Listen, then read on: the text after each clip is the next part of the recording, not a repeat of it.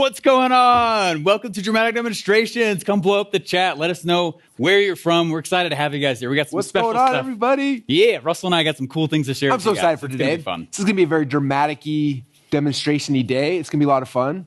And so I'm curious, where are you guys from in the world, and why are you wanting to do a dramatic demonstration? And you want one of these sweet jackets. I'm not going to lie, this is probably the coolest jacket I've ever seen in my entire life. What's up? I'm so excited to see all you guys over here in the chat. This is awesome. We're stoked to have you guys here. This is going to be a lot of fun. We have a fun agenda planned out for you guys. We're going to share some cool speeches that we've given in the past. Yes. That shaped the world. In fact, one of these speeches, we've been running Funnel Hacking Live for 9 years now. My favorite time on stage is the presentation we're about to show you guys. It was the very first time we introduced this concept of dramatic demonstrations. The only people who've actually seen it were people who were at Funnel Hacking Live like 3 years ago. Yeah. And so you guys get to see it for free. We're not going to charge you anything. We're so excited to kind of give you guys the foundation about what it is, why it is. And like I said, it was one of my most fun, favorite presentations of all time. And that's just one of the two things we're going to be doing today, which is going to be awesome. Yeah, that's awesome. We're going to start out with what is a dramatic demonstration. You've probably been hearing about it a lot. I wonder what you guys think it actually is. Maybe we should start that way. And then at the end, you're like, oh, it's actually this. Because some people think, oh, is it a challenge? Is it a webinar? Is it an ad? Like what? I'm curious what you guys think. You probably heard us talk about it, or maybe they haven't heard it at all. Maybe this is like, what are they talking about? Why are they wearing weird jackets? I think the presentation will help. Yeah, I see people posting. So post in the comments like, what do you guys think it is? Yeah. Or what is it for you? Have you ever done, like, just kind of get ideas? There's a little confusion, it looks like. Yeah. We're going to clear up a lot for you guys today. It's going to be really fun. It's going to be fun, yeah. So the first thing we're going to do then, as I think we'll cut over to in just a minute, let's watch this. And please get a piece of paper out, take notes. There's 5 steps I'm going to walk through. We're going to share with you guys on stage on what this is. I don't want you to miss them. So 5 things, fill in the blank as we go. And I want you guys to don't I know you're at home by yourself doing whatever, or you're at your office watching this, but pretend for a minute that you're at Funnel Hacking Live with 5,000 people around you. There's chaos, there's stuff. Like, this is where you're actually like pretend like you're experiencing it, and you'll experience it different. The hardest thing we have, like showing people videos and stuff later, it's like, it's hard to feel. It's like, immerse yourself, pretend like you're there, and like play all out. If we're asking, like, if we're telling you to raise your hand, like raise your hand, like be part of it. Like if you do that, you'll experience it different than if you're sitting there just like hanging out. So be engaged, and I promise you that it'll make the whole experience like a million times better. Yeah, and they're like the biggest takeaways you guys are getting, hit them in the chat also. I'm going to go watch that chat. And it's fun. Yeah, I'm going to watch you guys. I'm so excited to see what you're seeing for the first time. I'm actually jealous of the first time epiphanies you guys are about to have. It's going to be fun. So fun. Should we give a prize? We'll give you a prize. We'll figure out something for the top biggest takeaway. So as you see him, drop in the comments down below. Brian, pumped. Should we show it to him? Let's do it. All right, queuing up the very first dramatic demonstrations presentation ever from Funnel Hacking Live. Let's go. Roll the tape. I've been thinking about this session for a long time. It's something I've been like thinking about and brainstorming about and like geeking out on. And it kind of started for me actually, it was probably 4 or 5 months ago. I was going through the Dan Kennedy archives, as I do, and studying all this stuff. And in this one course, it was like day 4 of an event, and he had these different segments he was talking about. And one of the segments, probably a 20-minute segment, he talked about this concept of creating dramatic demonstrations. And he said that word, and I was like, ooh, that is so cool. And then I did what every good entrepreneur does, and I stopped, and I ran to GoDaddy and said, dramaticdemonstrations.com. And I'm like, it's available, and I bought it, and I'm like, now we got to do something. I don't know what to do with it, and I was so excited. And in the presentation, Dan was talking about some of the great people in time, old people who had passed away who did these dramatic demonstrations. And I know that Stephen Larson had been also geeking out on this, and so I messaged Stephen, and I sent him the thing from Dan, and we started going back and forth, and I don't know, we had so much fun just talking about dramatic demonstrations, the people who had passed on, what they'd done to grow their businesses and things like that. And as we got closer and closer to Funnel Hacking Live, I was like, I want to share like all the stuff I'm geeking out on with him. I was like, I want to share this with our audience, because this is something so powerful that if you guys start understanding, it's going to amplify and magnify every one of the funnels, every promotion, every campaign you do. And so to begin with, some of you guys know, this is probably my favorite framework that I teach. It is in the .com Secrets book, it's in the Expert Secrets book, it's in the Traffic Secrets book. It's the only framework that made it in every single one, because it is the most important framework that we have as funnel hackers. It's hook, story, offer. And I could do a whole 3-day event just on hook, story, offer. We're not going to do that, but I've told you guys from the very beginning, if something in your business is not working, it's always either the hook, the story, or the offer. If your ad's not working, it's either the hook, the story, or the offer. If your landing page isn't working, it's either the hook, the story, or the offer. Your sales message not working, hook, story, offer. Upsell not working, webinar not working, high-ticket coaching, it's always one of these three things. And so people will pay me insane amounts of money for consulting, and I'll come in, and it's really funny because like, Russell, help me fix my business. And I'll say, let me show me the entire business. And they show me the first page, and they're like, what's wrong with this? I'm like, well, it's either the hook, the story, or the offer. Which one do you think it is? And they're like, well, the hook's pretty good, but the story's kind of lame. I'm like, yeah, we should try that better. And they go to the next page, and they're like, what should I do here? I'm like, well, it's either the hook, the story, or the offer. What do you think it is? And like, the offer's not that good. I'm like, yeah. And that's how I consult. So I just gave you guys a $100,000 consulting day. There's my big secret. And so this is my this is my favorite framework. And as Stephen and I were talking about going back and forth and geeking out about this, we realized there's one other step, and it's a step that I haven't ever publicly talked about. It's not something I've ever shared before. But as we started looking at this, it was interesting because we're like, where does this piece fit in? And the piece we're going to talk about today is called a dramatic demonstration. And what's interesting is the dramatic demonstration is actually the thing that launches the hook. It's the thing that gets people excited and anticipation before they even get to the hook, the story, or the offer. And it's just this whole different methodology and mindset that I want to share with you guys. So that's what we're going to talk about today is this concept called dramatic demonstrations. But to do that, I need my partner in crime for this presentation. We've been working our faces off to get this ready for you guys today. I'm so excited. He's actually behind this wall right now, and I need you guys to help me make some noise so we can get him out ready. You guys good with that? Okay, everyone, let's put our hands together for Steve Larson!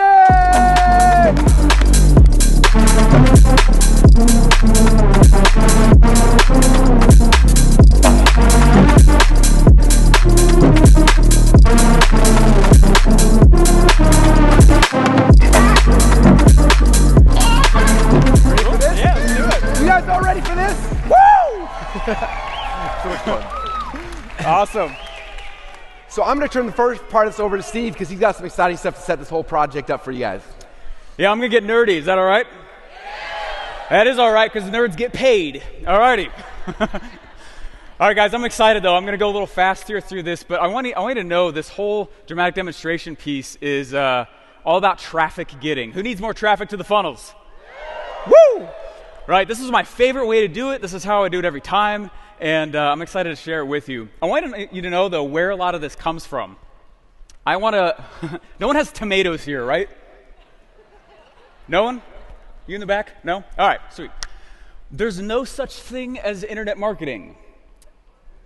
Okay, thank you. There's marketing that we use the internet to distribute, yeah? Understanding the difference is very key, which is why I like to study these stories of rich dead marketers. They didn't have the internet, they still used marketing, so let's learn what marketing really is. Then the internet becomes an accelerant. Make sense? Cool, so what I'm gonna share with you is 5-part framework. I'm gonna show it to you 3 times. If you write nothing else down, just write these 5 things down, okay? All right, now let's move on forward. Now the purpose of these dramatic demonstrations, this is very key, is to spread the hook, not the offer. Okay? This is one of the biggest mistakes people make with their funnels.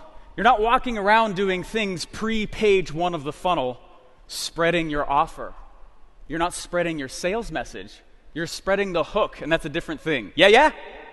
Yeah, yeah. Oh, sweet cherry pie. All right, let's go. Alrighty. Now if you're like, hey, Russell, Steve, where does dramatic demonstrations fit in our funnel? They fit right here. So here's I'm very visual, all right? So I do a lot of pictures.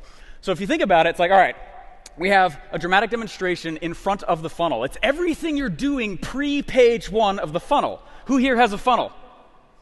Sweet, this applies to all of you. Alrighty. Okay, so this is what you're doing before page 1 of the sales funnel. So we know from Russell, hook, story, offer, right? Hook, story, offer.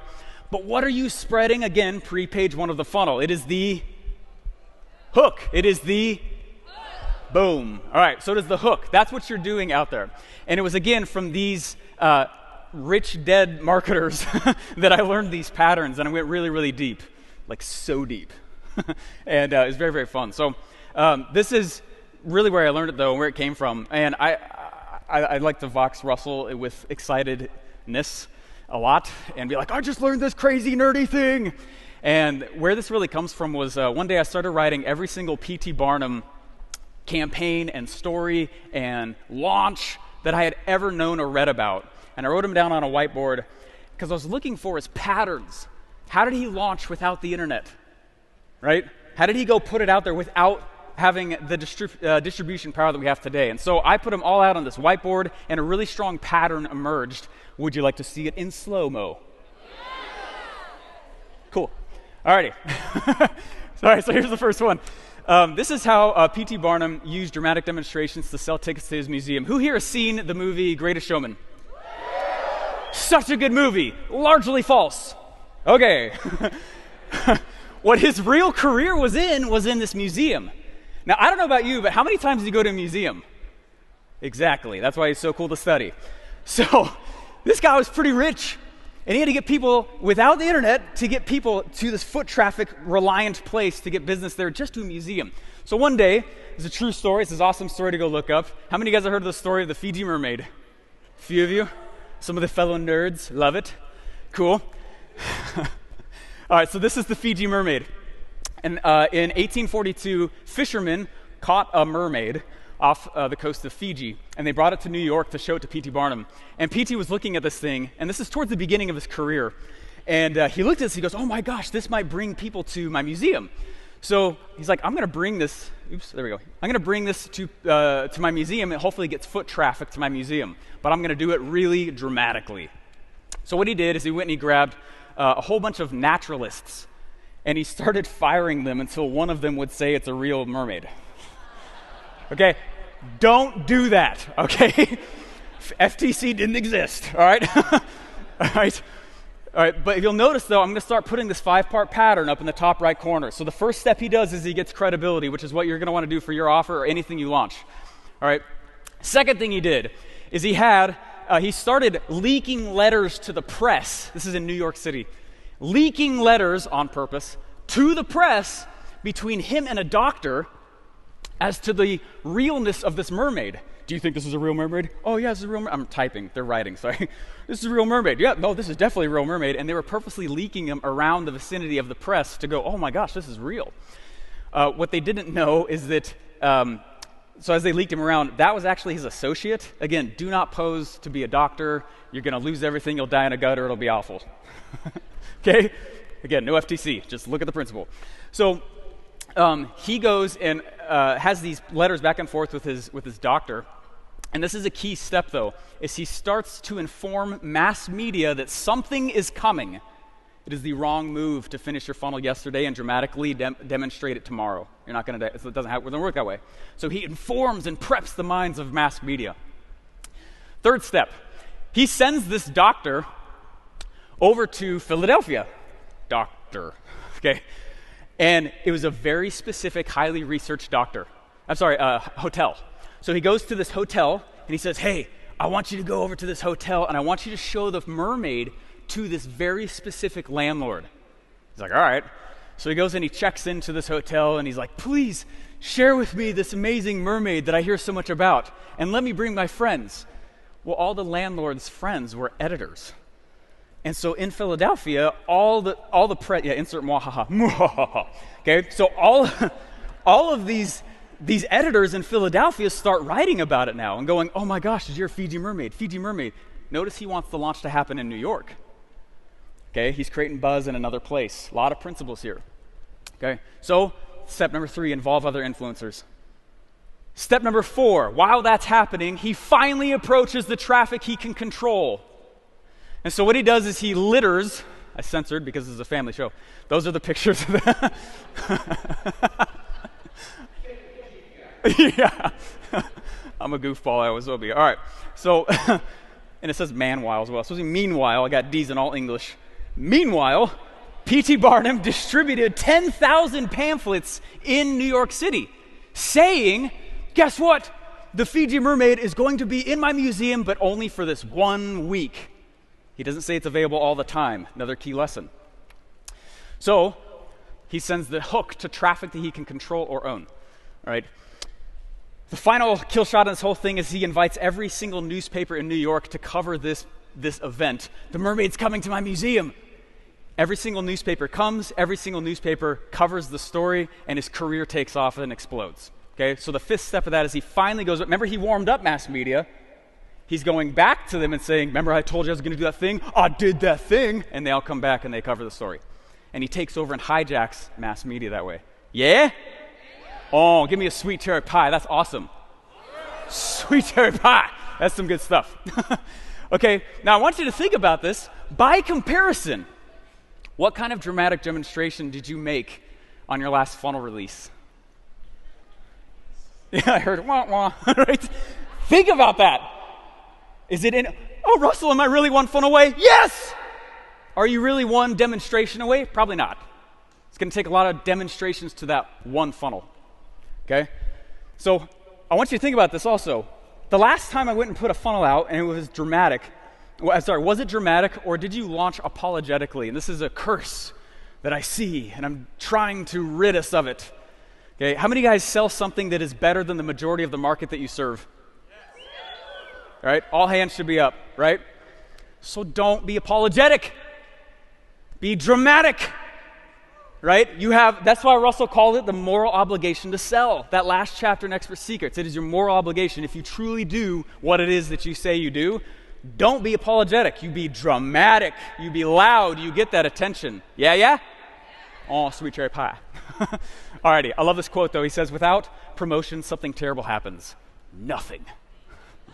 Such a good quote. It's awesome. Alrighty, that was the slow-mo version. Can I go fast-mo? All right, let's go fast-mo. All right, here's another example. In 1882, Queen Victoria sold Jumbo, their national treasure, to P.T. Barnum. This elephant was gigantic. It was senile. It was actually drunk a lot of the times. And they sold it. She got a lot of flack for selling it to P.T. Barnum. And sold it to him for the equivalent of $500,000 in our time today. And step number one, credibility. Might just be working with someone credible. A queen counts. All right. Step number two, he informs, again, right, mass media that something's coming. This is the first elephant in America. No one had ever brought an elephant to America at this time.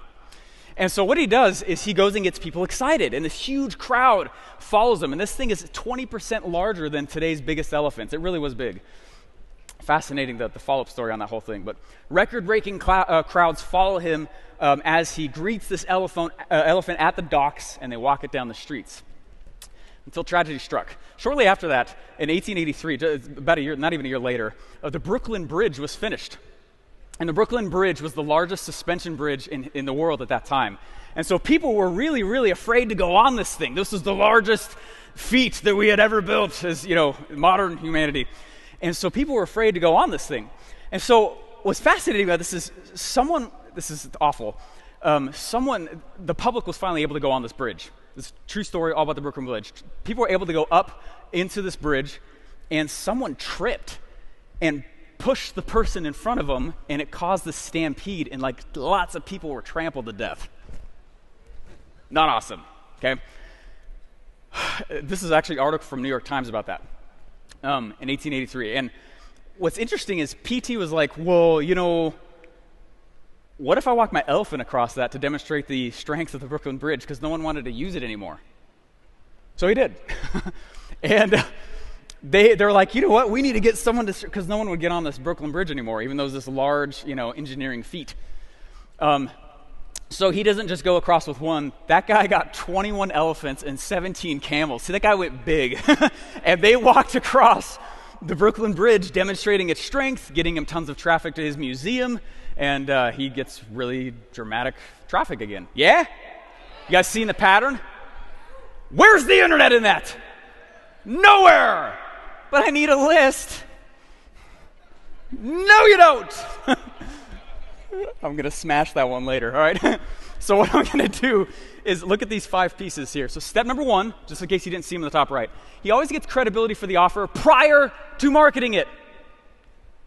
Right? If you need to get social proof, get social proof. Just get it.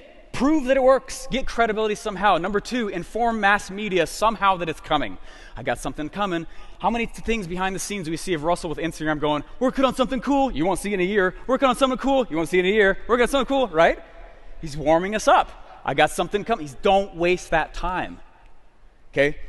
Number 3, he involves somehow bigger influencers, people that are also influencers that have their own audience, and starts to get them in. Then and only then does he do number 4, which is approach the traffic he controls. But wait a second, that's how most of us start. I got an idea. Email, email, email. This is step 4 for him. Does that make sense? Someone find some gold and let go of it. That was awesome. Alrighty. Number 5, what he does is he goes back to mass media and said, I told you I'd do it. Now I got credibility. I told you I was going to. I've got other influencers. Look, these other people are excited about that as well. Check it out. Now go talk about me and all your mass media stuff. Fascinating pattern, yeah? So what we wanted to do is, and remind you again, without promotion, something terrible happens, which is, again, nothing. If your funnel's done, you're not done. You're just starting marketing, okay? So what we'd like to give is, if you may not know this, P.T. Barnum was actually the second millionaire in America. And contrary to what Hollywood said. The first millionaire is actually a drug dealer. Yeah. So, and he's number 2. Number 2, let's celebrate number 2. We'd like to give P.T. Barnum. Yes, an honorary 2 Comma Club award. What do you think about that? Yeah? Hey, Todd, are you back there? Do you have a 2 Comma Club award we can give to P.T. Barnum? Yeah, Miles, where's PT? Bring PT up here. Here's PT. There he is! PT Barnum, everybody! Oh my gosh, look at the man! Oh, the man is here himself! We need to Come on! Let's give him one. Yeah! What's up, guys? First ever. You want to get a touch? That's all I'll get out. Yeah.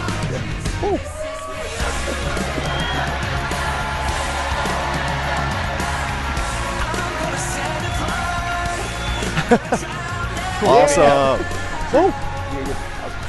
I'll carry him back. I'll bring PT with me. Okay. We'll go hang out backstage. All right, Who here thinks we should start an honorary every year, introduce a new, amazing marketers passed away into the 2 Comma Club? That'd be amazing. So PT is the first, which is a big deal. But there's so many amazing stories of people like this who didn't have the tools we have nowadays and built amazing businesses. One of my favorites, this is a picture right here of one of my people I look up to. This is a guy named Farmer Burns, and he was a wrestler back in the late 1800s, early 1900s, and he was famous for being a wrestler, but also a wrestling coach, wrestling trainer, and he also developed the very first ever mail order course, and this is actually a picture of the course right here. I found a few originals on eBay, which is amazing. And back in the day, back in the 1914s when this course came out, you would buy it, and every single month you get this, you get the first lesson in the mail, next month you get the next one, the next one. He was doing these promotions, right? But how in the world do you promote a wrestling course in 1914? It's not easy, right?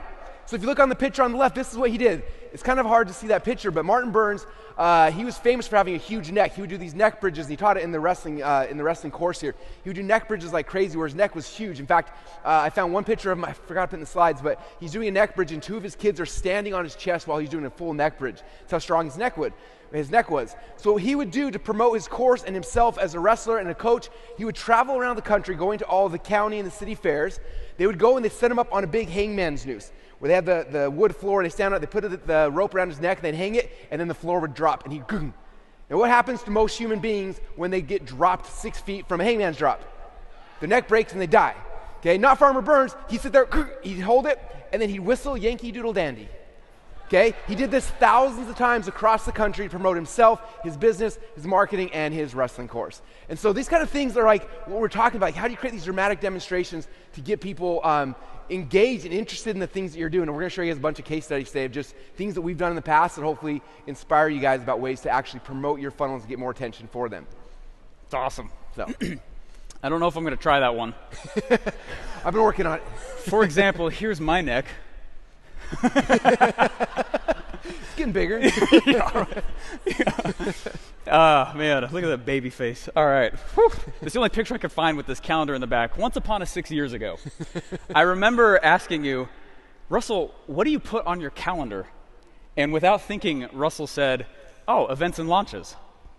I remember thinking, how come no one else does that? That's a powerful concept to be able to do that. So, these aren't little calendars, by the way. It's the entire wall of my office is this one huge calendar, as you see. Yes, a giant calendar. And so this taught me that unplanned revenue equals the likelihood of no revenue. All right, so these are pictures. Hopefully it's okay if I share everyone's calendar with you. So I've been doing the last 5 years, you guys. Now you know. Yeah. These are pictures of Russell's calendars. There's like, look, here's how he's planning out only events and launches. And these are not his personal calendar. This is a marketing calendar. This is a dramatic demonstration calendar. And so I started doing the same thing several years ago. And it's funny, every time I feel my wallet getting a little light, it's because I can look at this calendar and realize, oh, I haven't been planning anything. Why should I expect the wallet to be heavy? Does that make sense? Does that make sense? Yeah. Yeah, sweet cherry pie. I want some pie right now. I don't know why. Anyway. But this is a big one, though. All right, this is a big one of Russell's. And think about that elephant example, marching the elephants across. That took him 2 years to plan. That was active planning involved. That happened in May. He's stretching himself thin across lots of months trying to plan this thing. Okay, but that's the point, is dramatic demonstrations take planning. They take time. And having a calendar there is a superpower for you. So can I give you guys a challenge? Yep. Yeah. It'll be one day. It'll be one moment, not 30 days. Okay, ready? You need to have a physical wall calendar near you. And you need to use it to plan out all your dramatic demonstrations as far in advance as possible. And you might be thinking, Steve, Russell, I'll just use my personal calendar. No, you won't, because that's your personal calendar. Sound good? Sound good? Sound good? I love repeating myself. It's so nice. You might be thinking to yourself, Steve, Russell, oh my gosh, I don't have a physical wall calendar. Buy one. They're on Amazon, by the way. That's where I order mine, and they ship them to you. They'll be home before you get home. Yeah, they'll beat you. 2022 wall calendar. That's it. Amazon. Boom. You might be thinking to yourself, hey, Steve, Russell, I don't have a wall. Liar. Okay. Get one. Okay. Y'all have a wall. Yeah. So besides looking at like where this principle is in past history, I want to show you some more examples of what it does in the present and where you can see it happening. Okay. So these are other things that it gives you. I'm a huge Kevin Hart fan. I think he's awesome. He's the man. Kevin Hart's awesome. He was the first actor, though, to be collecting first comedian to be collecting an email list for 5 or 6 years. He'd do stand-up comedy every single night and say, you guys want more of my jokes? Cool, go to blah, blah, blah.com, put your email in, and I'll send you more of my jokes. Well, he did this every night for 5 or 6 years, and he was the first person to ever get hired by Hollywood, get paid by Hollywood, and then go, hey, by the way, I got an audience. You're going to pay me again so I can go promote you. Genius, right? It's awesome, right? Now what do they all do? That, right? Dramatic demonstrations build a list. Russell, Steve, I don't have a list. It's because you haven't done a dramatic demonstration. It's the other way around. They give you a list in the action of doing it. Yeah. Make sense? Yep. Here you go. Tony Robbins did 240 podcast interviews about one of his books before it was ever released. What does that give him? Why would that work? It works because they generate interest in the offer before it's ever there, right? And the excitement of that. We started that Expert Secrets book funnel 2 days before it went live, but it's because the previous 2 months were spent promoting the fact that it was out. Does that make sense? It was longer than 2 months prior, but yes. But it was a lot, right? It's like, yeah. A whole bunch ahead of time. Super, yeah. Tesla sold the world on their incredibly dumb-looking Cybertruck before it was started. I read in a book, and it's pure science, that's a truck. Anyway, but you see what they did? They went out. It's not even out still, right? I mean, I don't see them around. I mean, for good reason. Look at it. But dramatic demonstrations, Elon Musk, if you ever see this, I love you. Let's hang out. Dramatic demonstrations ensure that your idea is even good before you put it out. Who wants to waste months or years putting a product out, building it behind the scenes, not even knowing if anyone wants it? That's risk.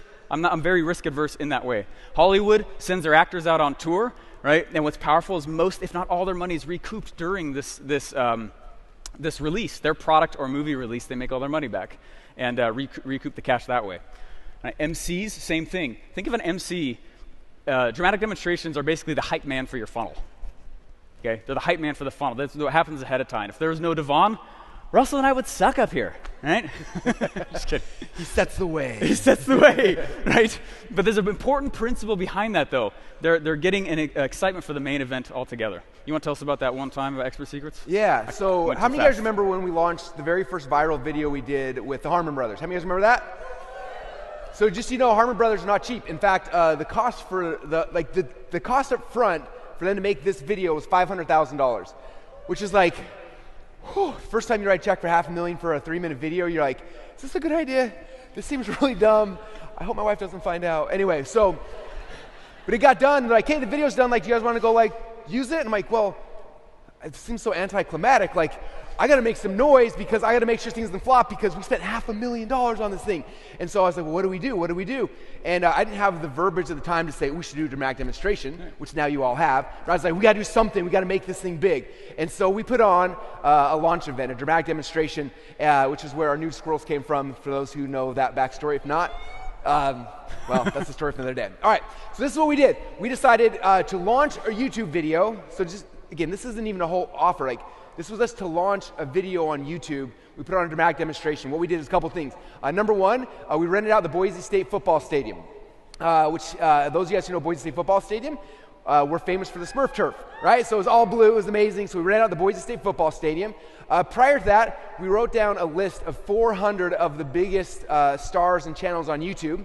And you were here for this. I sat in my car for 400 times. For like almost a day with a little video camera, like, hey, what's up, Mr. Beast? My name is Russell Brunson. I want to invite you to a blah, blah, blah, blah, blah, blah, blah, blah, blah, blah. Click. But you were like getting out your car halfway through the script, so I saw him get out of his car 400 hey, how's it going, times. man? What's up? I'm just getting out of my car. What's up? Get out of my car. 400 times. Who's ever made 400 videos in a day, back to back to back to back to back to back? It was exhausting. I was impressed.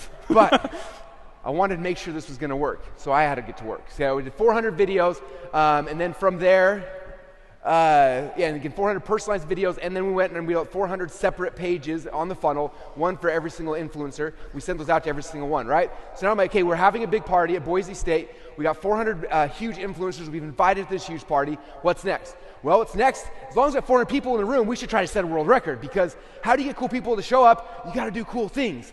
So I asked Dave if he could call around and find out what it would look like for us to win a Guinness Book of World Records for the largest bubble soccer game of all time. And so he called around, found out that we needed to have at least 100 people playing a full bubble soccer game. And so then we're like, cool, let's get 100 bubble soccer balls. But that's not an easy task either. We had to source bubble soccer balls from 5 different states to go and fly them all to Boise, Idaho, to be on the Smurf turf for this event. So we did the viral video launch party. Then we put on these bubble soccer balls, and we played the biggest game of bubble soccer in the history of the world. And everybody who was there that night had a chance to become a Guinness Book of World Record holder, which was kind of cool. And then we also paid Gary Vee to come out and do a Gary Vee presentation, which was really, really fun. He made fun of Josh Forty in front of all of us. We all made fun. It was really funny as well. And that's what we did to launch a YouTube video. One video. Okay? And then that video went viral and made us a whole bunch of money, but people knew about it, right? It wasn't just like, oh, here's a video set it live. Hopefully it does something good. It's like, no, I'm not going to hope for anything. I'm going to blow this thing up. We're going to light it on fire. How do we do that? We created a dramatic demonstration to get people to talk, to get people to notice. We had 400 influencers in that room who were all tweeting the video, sharing it, posting pictures of them playing bubble soccer with the nude squirrels and the prospectors, and like we had the characters of the video come. Like, it was a huge thing that created a whole bunch of noise. So when that video came into the world, it had this platform to push it off into the world with. I got nervous when we put the nude squirrels in the men's bathroom after that. You ever come to ClickFunnels? They're just pictures of squirrels. It's hilarious. It's cool. It's so okay, funny. so I want to show you guys, I think the next, oh yeah. With that, okay. So I want to show you guys the dramatic demonstrations that we did prior to the Expert Seekers book launch. Because I think a lot of you guys probably saw this. This was, how many years ago now? 4 years ago? 4, something. We launched the Expert Seekers book. And most of you guys see a funnel and email come out like, oh, cool, Russell launched his book. But there's a lot that went into that ahead of time. Layers of dramatic demonstrations. So I'm going to walk you guys through kind of the different steps so you can see them. But as I'm showing you these things, like, I'm hoping that you're going to pick things like, oh, I should do that, I could do that, I could do that, and start getting ideas for you to start layering on these dramatic demonstrations for your campaigns. Okay, so when we first launched the Expert Seekers book, prior to launching it, just like P.T. Barnum, 4 or 5 months prior, I started the process, okay? Now, I'm not a blogger, but I started a blog at the time, and I said, I'm going to blog this whole journey. So week number 1 was calling my shots. I said, my goal is to sell 1 million copies of my new book, and I'm going to take you guys on the journey. And I sent that out to my list of promotions. We got everyone, and everyone's like, you're writing a book? Nobody even knew. This is how I launched the campaign, was to call my shot. This is what we're going to do. This is where we're going with this whole process. Okay, I'm writing this book, and we're going to try to sell 100,000 copies. Okay, and I started this weekly blog to start documenting my journey. okay? So then week number 2, then I did the second step in the process, which is assembling the Dream 100. So all my team got in a room, and we sat down, and you can see here's the pad of paper, and we started writing down who's the Dream 100 in every single industry we can get to gather to be part of this book promotion. Okay, P.T. Barnum did it, getting other influencers in. Same thing we did. Who are the other influencers we need to be part of this? So it's not just me yelling into the wind about my book. I want to get everybody yelling about the book. So step number 2 was assembling the Dream 100. Okay, and then after we found out who these people were, we started sending them stuff. Okay, one of the things we sent them out was this Avengers comic book. We made a whole video. We showed it at Funnel Hacking Live 4 or 5 years ago. A whole animated video showing this Avenger thing and how ClickFunnels was saving the world from Confusionsoft and other terrorists and enemies. And it was really awesome. And then we made a whole comic book out of it. And we sent this comic book to the Dream 100 just as a gift to kind of open up some conversation, saying, hey, there's something cool is coming real quick, but here's a really cool gift. Okay? And then we started sending these Dream 100 people packages. Okay? And I didn't have the screenshots from the Expert Secrets packages, but these are the screenshots of the packages when I did the .com Secrets book. Okay, after the book was done, first thing I did is I sent a copy of the book and a t-shirt to everyone in my Dream 100 just so they could get the book in their hands. I wanted influencers seeing it and reading and looking through it before I had a chance to promote it. And then we decided to give away my Ferrari. I'm not a car guy. I won this Ferrari, just sat in the garage for a long time, and I was like, if I'm going to sell a book, I might as well give away a Ferrari. That's dramatic. Might as well. And so I took a picture of this Ferrari, and I said, okay, I'm going to give away, whoever sells the most books, you get a free Ferrari, which is a great hook for affiliates, by the way. They were really excited. So we sent that out. But then I'm like, okay, well, they're like, just, influencers have a very short attention span, like gnats. I'm like, I need to remind them that this is happening. So we went on eBay and Amazon and everywhere we could find, and we found 400 of these little Ferrari keychains. And we ended up sending these keychains out to all the Dream 100 people like a couple weeks later. And then a couple weeks later, we sent them out a letter with a $20 bill because we were paying out $20 commission for every book we gave out. And so these mails kept getting people. So my influencers kept getting these things in the mail saying, Russell's launching a book. Oh, I could win a Ferrari. Here's a keychain about a Ferrari. Some people we send them like actual physical like mini Ferraris in the mail. And then we sent out these things just letting people know like this is coming. Start talking about it. And then what happened is all these influencers started like bragging, I got Russell's book. Ooh, chapter 3 is so cool. And they all started talking. The noise and the buzz started happening. And people were mad that they didn't get it. Oh, yeah. Like they started, where's my book? How come I'm not on the list? Like, I'm sorry. Getting that buzz going, warming up that media. So good. Okay, that's week number 2. Now week number 3, start moving into the next thing where I'm talking about, like, I finished the book. I finally got it. I submitted it to the publisher. And then I was like, well, the book's done. I wanted to do something cool, and so I literally, and some of you guys were in the room for this, at the time, Funnel Hacking Live was like 4 weeks away. This was crazy. We had just moved to our new office, and I emailed, or I voxed all of my inner circle members at the time saying, hey, I just finished my book. I'm going to do an event next week teaching this stuff. Who wants to come? And they all freaked out, and a week later, we did a 3-day event it was the very first ever Funnel Hackathon where I went and taught all the principles of the book. I did this for a couple reasons. Number 1, I wanted to teach it, but I wanted to get the video clips of me teaching the different pieces so we could turn those into ads and videos and promotions. Plus, now I had the top tier of my mastermind group who all were just taught my book at their feet. I taught them, right? And now and they're going crazy online, like, this is amazing, Russell taught this and this, and they started talking about it, creating more buzz, creating more dramatic demonstration. Okay? From there, I can't remember why I put this picture. Oh, this is Funnel Hacking Live 2 weeks later. Same thing. I started teaching the principles from the book here at Funnel Hacking Live in front of the audience. So before the book was done, I'm teaching these sessions so people see what's coming. They're getting excited, creating more anticipation. I'm talking about it on the podcast, all sorts of places I'm talking about it, right? And I really like on this one too, where you're like, hey, look, watch me. He's calling a shot right here. He's like, check this out. Join me as I go sell 1 million copies of the book. Oh, hopefully it happens, but he's like, come on with me and do this. He's calling the shot. He's saying, this is where I'm going. Follow me. I love that part of it. So cool. So many people joined in with that. Yeah. And then here, as I'm recording the audiobook, it's not just I record an audiobook and don't tell anybody. I'm making a big deal out of it. That's a dramatic demonstration. I'm in studio. This is what's happening. I'm talking about Instagram, on Facebook. I'm showing the things. I'm like, who wants a copy of the audiobook? And people are blowing me up, and I'm leaking copies of different chapters of the audiobook to people, and they're like, I listened to chapter 1. It's so cool. Creating noise, creating buzz, creating excitement. Okay? These are all things happening as we're leading up to this book launch. Okay, then I got invited to Dean Graziosi and Joe Polish's $100,000 group. I go there and I teach the principle from the book. All these people are hearing about, they're freaking out. I'm getting the video clips of that and I'm leaking it out to the internet, right? So happening there. And then this was one of the fun ones. When this book was coming out, everyone's like, well, give me a copy, and I didn't have a copy back yet. So we took the entire book and we printed it on blank paper. So you see Dave holding it here. There's no words on this entire book. It's just the cover. So I took that, I sent it out to all 400 influencers on my Dream 100 list, my Dream 400 list. Dream 400. And it was just a blank book. And it was so funny as I started getting people messaging me, dude, I got your book. I started reading it. It's so good. This is awesome. I was like, you're lying. Wasn't out. I know who's telling the truth and not, because there are no words in that book. It was just a blank book. Other people were so excited they opened it, and they're like on Instagram and Facebook, doing Facebook like, I got Russell's book. Oh crap, there's no words yet. He sent me the wrong one. They're all freaking out. People message, like it was beautiful. It was beautiful. Leading up. I was crying, tears of joy. Tears of joy. The marketing god smiled that day. From there, after that, I was like, we had some of the pages done, so I took the first, I think the first 3 or 4 chapters, and we put it together a campaign. And so then I made a little mini version of the book. It was just the first 4 chapters, printed them out. I had a big sticker on the front saying, by the way, this is not the real book. Don't think it's this mini. And I sent that out to the 400 people. Now they had a chance to read the first couple chapters. But they keep getting these messages and these things in the mail over and over and over again, finding out about it. I sent them letters about the launch coming up. And then I went back to our own audience. What, step 4, right? Yeah. Yep. Step 4, I went to our own audience. Like, hey guys, this book's coming out. Who here wants to get the first 3 chapters, the PDF version? And back then we were doing many chats, so I made a bunch of videos and said, here's the video right here. Put the video in, link down below, and we'll send you out a link. And we built a list of, I can't remember what that list was, 15,000, 16,000 people. It's crazy. Who got the audio chapters, or the PDF version of the first 4 chapters before the book even came out. Okay? From there, then I said, man, I should dress up like Batman because I'm a little kid. With the Batman suit. So, yeah, he's awesome. I'm gonna keep going. So we bought a Batman suit. Right here, and then I made a video of me dressing up like Batman, and so here's the clip of this part of the video I'll show you.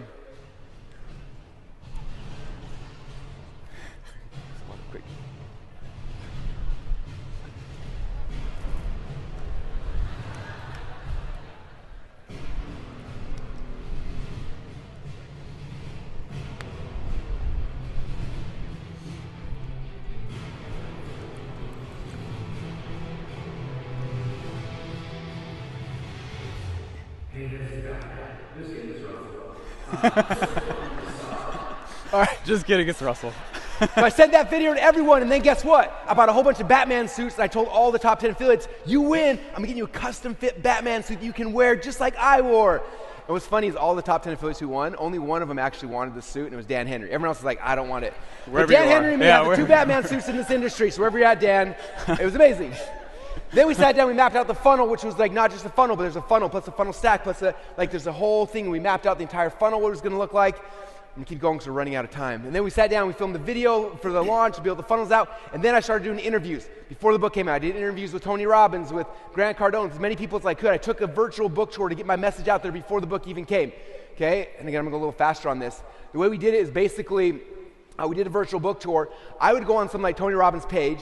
We do the interview together, and then I would go, we'd get into their advertising account, and I would buy ads. I'd spend my money to promote the interview to Tony's page, and then he also got affiliate commissions. Does that make sense? So all these people, I would say, hey, let's do an interview on your page, and then give me access to your ads account. I will spend my money to promote it, and then you'll get affiliate commissions from it. So it was a huge win-win for them. Awesome. And we did probably 100 or so of these interviews leading up to it. And then eventually the book came out, and in the middle of the book launch, we sold 20,000 copies. I decided to change the name of the book in the middle of it, which required another dramatic demonstration. So we changed the name of the book, did another one. And then during the launch, as people got pictures, and we started promoting the pictures and posting them out there, letting people see all these amazing people that were reading the book, what they got from it. After the funnel went through, we found out that we were making $32 average cart value. So we went back to the affiliates and said, how about this? I'm going to guarantee you every free book you give away, I'll give you $20. So I sent all the affiliates a $20 bill in the mail, along telling them that, and then we did a whole week where every affiliate got $20 for every book they sold. Sold even more, right? The affiliate wars started happening. People gave away bonuses. We sold tons of books. And then I'm like, in the middle of this launch, like, we should do another dramatic demonstration.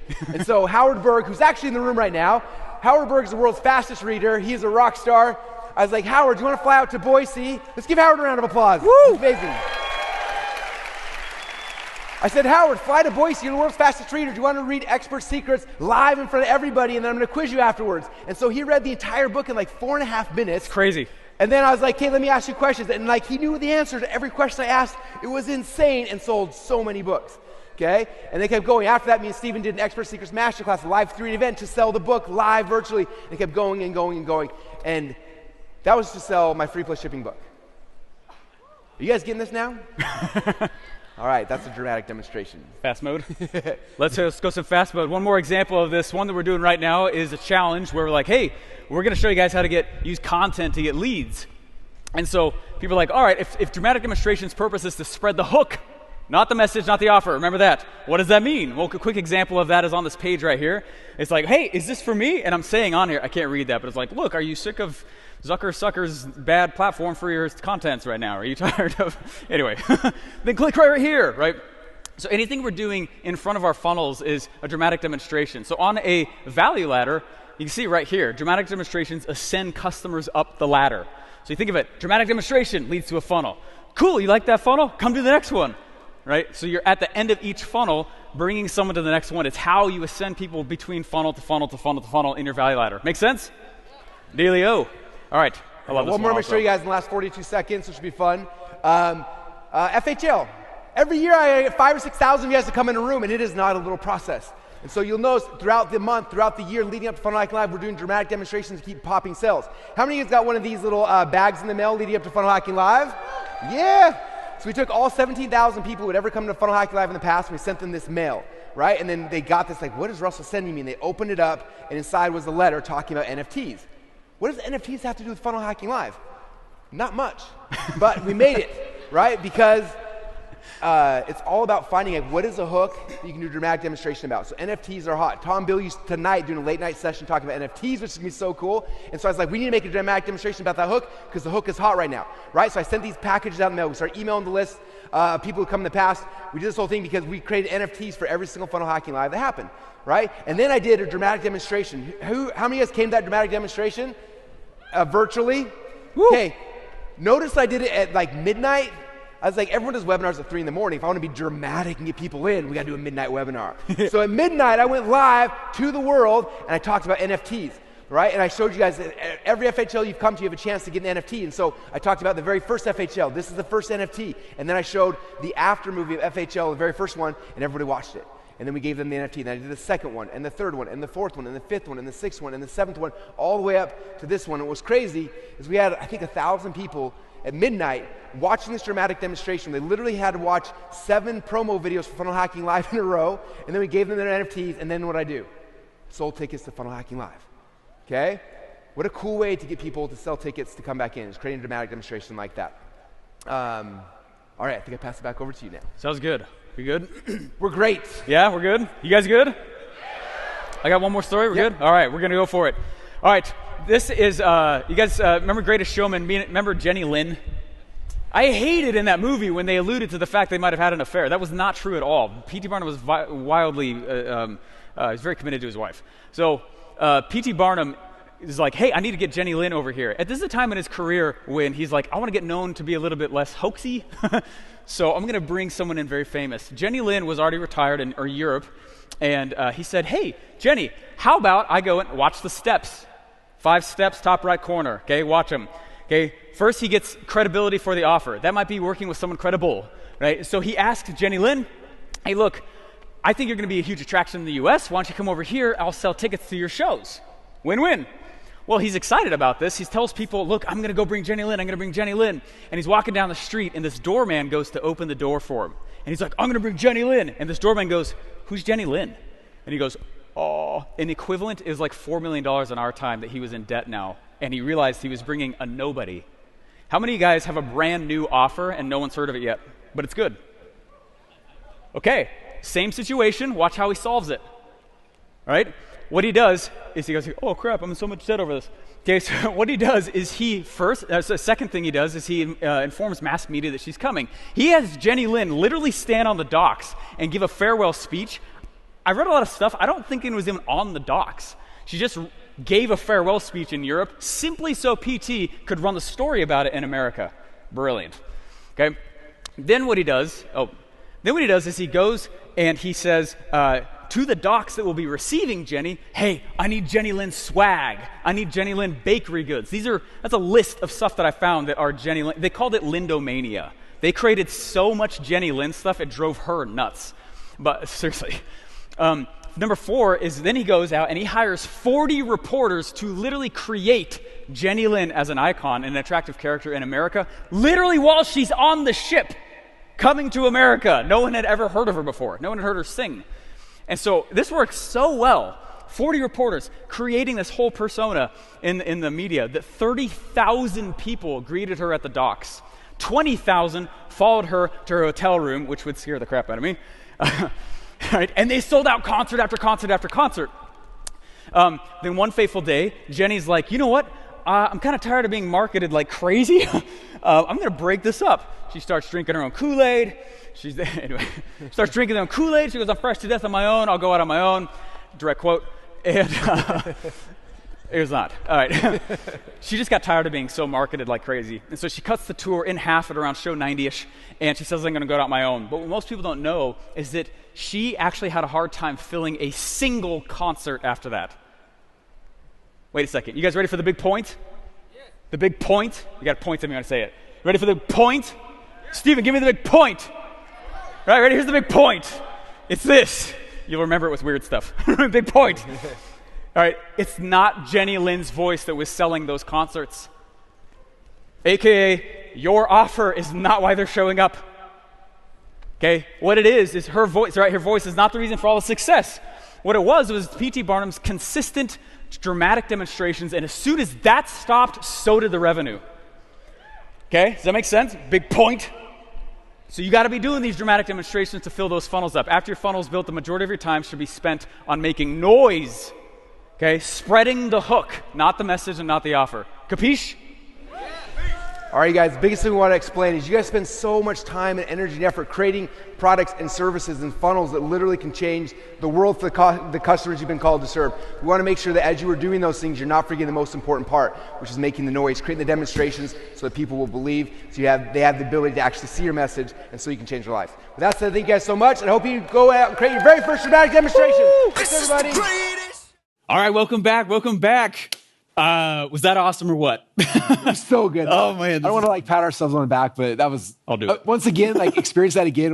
It was one of my favorite times ever being on stage, which is awesome. It's so fun. And actually, I would love to know. It's been fun to see what takeaways you guys have been having. We've been in the chat with you guys there, but let us know. What was the number one thing, if you just went and implemented a single thing from what you just learned about that would make you more cash? What is that thing? Go blow it up on the side. Whenever I go to any event, I'm always looking for the thing. The reason why is my very first time I ever went to an event, I remember the time I had my Potato Gun DVD, and the guy on stage was talking, and he shared this one idea. And I remember, I can't remember exactly what it was, but he was split testing in pages, and he was like, I split tested a red headline versus a blue headline, and I can't remember which one. One of them won by 30%. I was like, that's crazy. It was this one little idea. I took it back. I went to my page, and I changed the color of my headline, and sure enough, my conversions went up by over 50%. I was like, that one idea gave me a 50% raise. It blew my mind. So for all, just that session alone, if you guys got one idea, that could literally, some of you guys could double, triple, quadruple your business from one idea. So what was that gold nugget that you found that's if I get nothing else, or that alone was worth the price of admission. Of course, it was free to be here, but the price of admission. So yeah, let us know, because that's if you miss the gold nugget, then what a shame. But also it's you'll see other people's gold nuggets too. Maybe oh yeah, that would be really cool for me to do. So please blow up the comments with those. Yeah, and honestly, you think about we shared a lot of rich dad guy stories, right? But then there's also a lot of live examples of how people are doing dramatic demonstrations today in their own business, and that's my favorite part about that speech. Where it's cool theory, but this is real applicable stuff. Yeah, it's really cool. Yeah. Now, after that first Funnel Hacking Live, we saw people go out there, and a lot of people trying things, some people not. A lot of questions coming back in. And so when next year's Funnel Hacking Live came out, I was like, Steve, I had so much fun last time. Do you want to do that again? And you said yes. Yes. And so how do we we don't want to do the same presentation again. What's the next step? What's the next level? And I think the part that people struggle with is figuring out, it's the copy side thing. They understand conceptually, but how do you craft things right? And I remember you going back and forth prior to it. You talked about, we mentioned a little bit in the first presentation, but offer hooks, going deeper into that part of it, which is kind of what year number 2 was all about. You want to talk a little more about what it is and why? Yeah. Honestly, the offer hooks piece, that part right there, the whole point is just to get somebody to say, tell me more. Right? And so you're using the dramatic demonstration to push out that specific type of offer hook. Yeah. When you think about it, it's this isn't about launching just another offer. It's how can I launch a piece of copy that gets people drawn to me to say, tell me more? And that's what this next one's really about. Yeah, it's so good too. Yeah. This is one of those things that it seems simple, but then when you walk through the whole process, it's just oh, this is amazing. So I'm pumped to rewatch this with you guys. But if we're going to watch it again, we need your energy up. We need you to be excited. Stand up for a minute and just stretch it out, shake yourselves out. This is a dramatic demonstration. It's not sitting on your couch and relax day. It's about the energy we need to bring to the situation. Because again, right now you're in a room with 5,000 other funnel hackers talking about this stuff, and you're about to learn it for the very first time. So bring that energy to it, and it'll be so much more fun. It's going to be awesome. So this next one is my personal favorite one. I love this one. Guys, you're going to love it. All right, should we cue the film? Let's do it. Yeah, should we do it? Let us know. What's up? All right, cue the film. Let's do it. Oh, what a great day today. I'm excited to talk about one of my favorite topics, which is dramatic demonstrations. We're going to show you guys case studies, examples, everything that is going to help you guys to be able to run with it. In fact, this session, we're talking about dramatic demonstrations. The next session, we're talking about it. And tonight, Mr. Dan Kennedy is going to be talking about it as well. So you can tell that there's a big emphasis on this, and it works because we're talking about it a lot. In fact, I was just doing the stats behind the scenes. Since last time we all hung out at Funnel Hacking Live, our companies have done 12 dramatic demonstrations, resulting in like 35 to 40,000 people into continuity.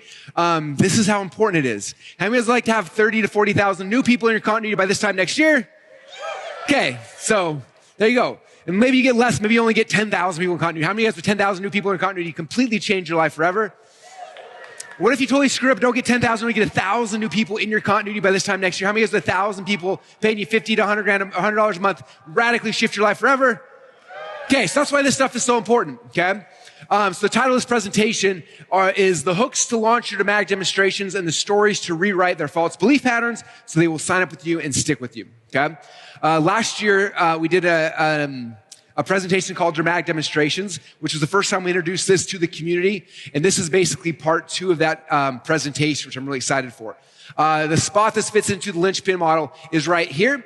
Now, one thing I want to state before we go into this is after you've gotten your membership site built and you've got your Mifke funnel created, your Mifke funnel, you can launch that and you can start getting people to join your continuity right away.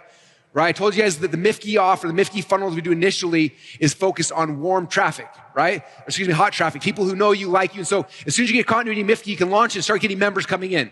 Now, this is the next phase when you want to start growing and scaling your continuity program. You want to be able to pay paid ads. You want to go to warm traffic and cold traffic. That's where these dramatic demonstrations kind of fit. And they fit right here inside the value ladder, or excuse me, inside the linchpin. Okay? Someone will register, they go down to the Mifke and they join your continuity program. Okay? Now, to do this presentation, last year I had a special guest on stage to do this presentation with me, and it was probably the most fun hour I've ever had on the stage. And so when we were preparing version 2 of this presentation, of course, I wanted to bring him back. During last year's presentation, we actually gave P.T. Barnum a 2 Comedy Club Award, which is amazing. And so he's back this year to do this presentation with me. So with that said, let's put our hands together for Mr. Steve Larson!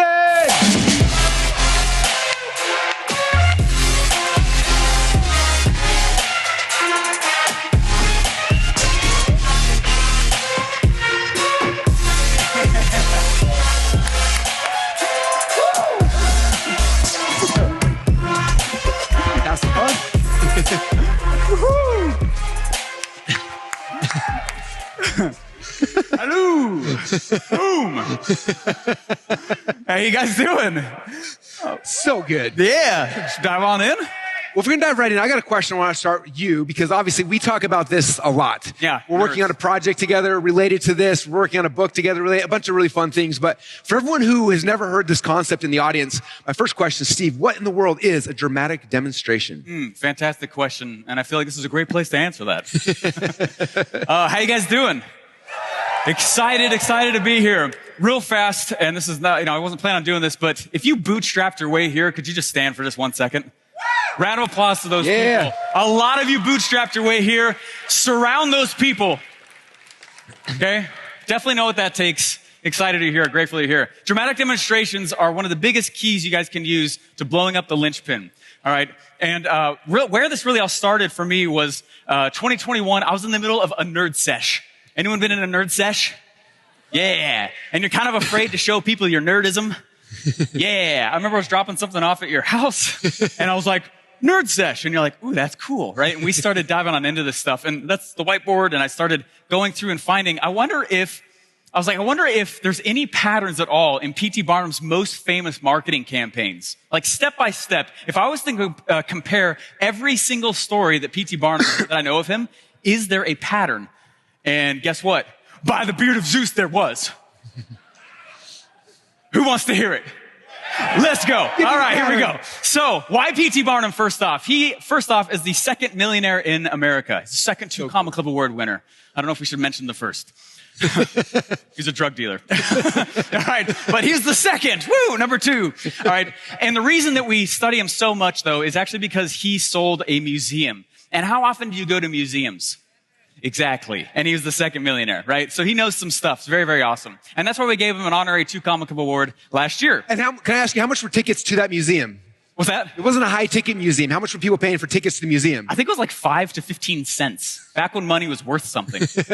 So $1 million is even a bigger deal back then. Yeah. All right. No, so a very strong pattern did emerge, and I want to recap it in one slide. All right. Now, as we do this, though, I want to show you again, just recap where a dramatic demonstration fits inside of your sales funnel. So you see on the right there, we have a sales funnel, hook, story, offer, right? Hook, story, offer, hook, story, offer. Dramatic demonstrations are everything pre-page 1. It's really what obviously you can still use a funnel to do that, but think of a dramatic demonstration as being before page 1. What are you doing out in the marketplace? Okay. Alrighty. And so here's the 5 steps. Now, I'm not going to go through any of the stories. Is it okay if I just give it to you straight? This is a quick recap so we can pick up where we left off last year. All right, so step number 1, you're going to get credibility for the offer. Right? Before you go out and do anything with it, get credibility for it. I'll give some examples of that in a bit. Number 2, you're going to inform mass media or some big distribution channel that, hey, I got something coming. It's kind of like when we watch Russell with a phone going, we got something coming up. He just did it at the beginning of this. We're working on a secret project, right? What did he just do? He did step number 2, right? He just did step number 2. Step number 3, all right? Step number 3, then what he does is he always involves other influencers. P.T. Barnum never launched anything without involving other influencers, ever. And notice, these are the order that he launched things in. He has not yet talked to his own list. This is a big mistake a lot of people make. I got a new idea. Email, email, email. Right? He waited. He built a story around it by doing steps 1 through 3. And then on step 4, he finally launched the hook, launched the idea to his own list. Make sense? He always built it up first and then said, hey, by the way, list I can reach. Look, credibility. Look, I've kind of mentioned it to mass media. Look, here's other influencers involved. Now you have something big to bring to your own list. Yeah? Yeah, that's some gold right there, son. Okay? All right.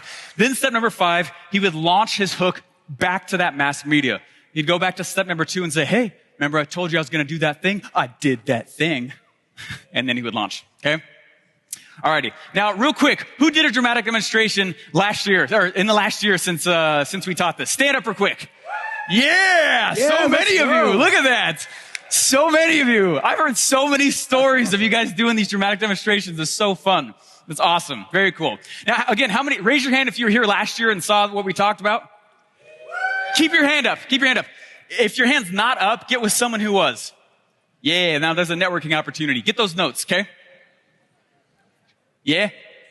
Sweet cherry pie. All right, here we go. Now, the big point, though, is to remember that P.T. Barnum launched hooks. He never launched his offer.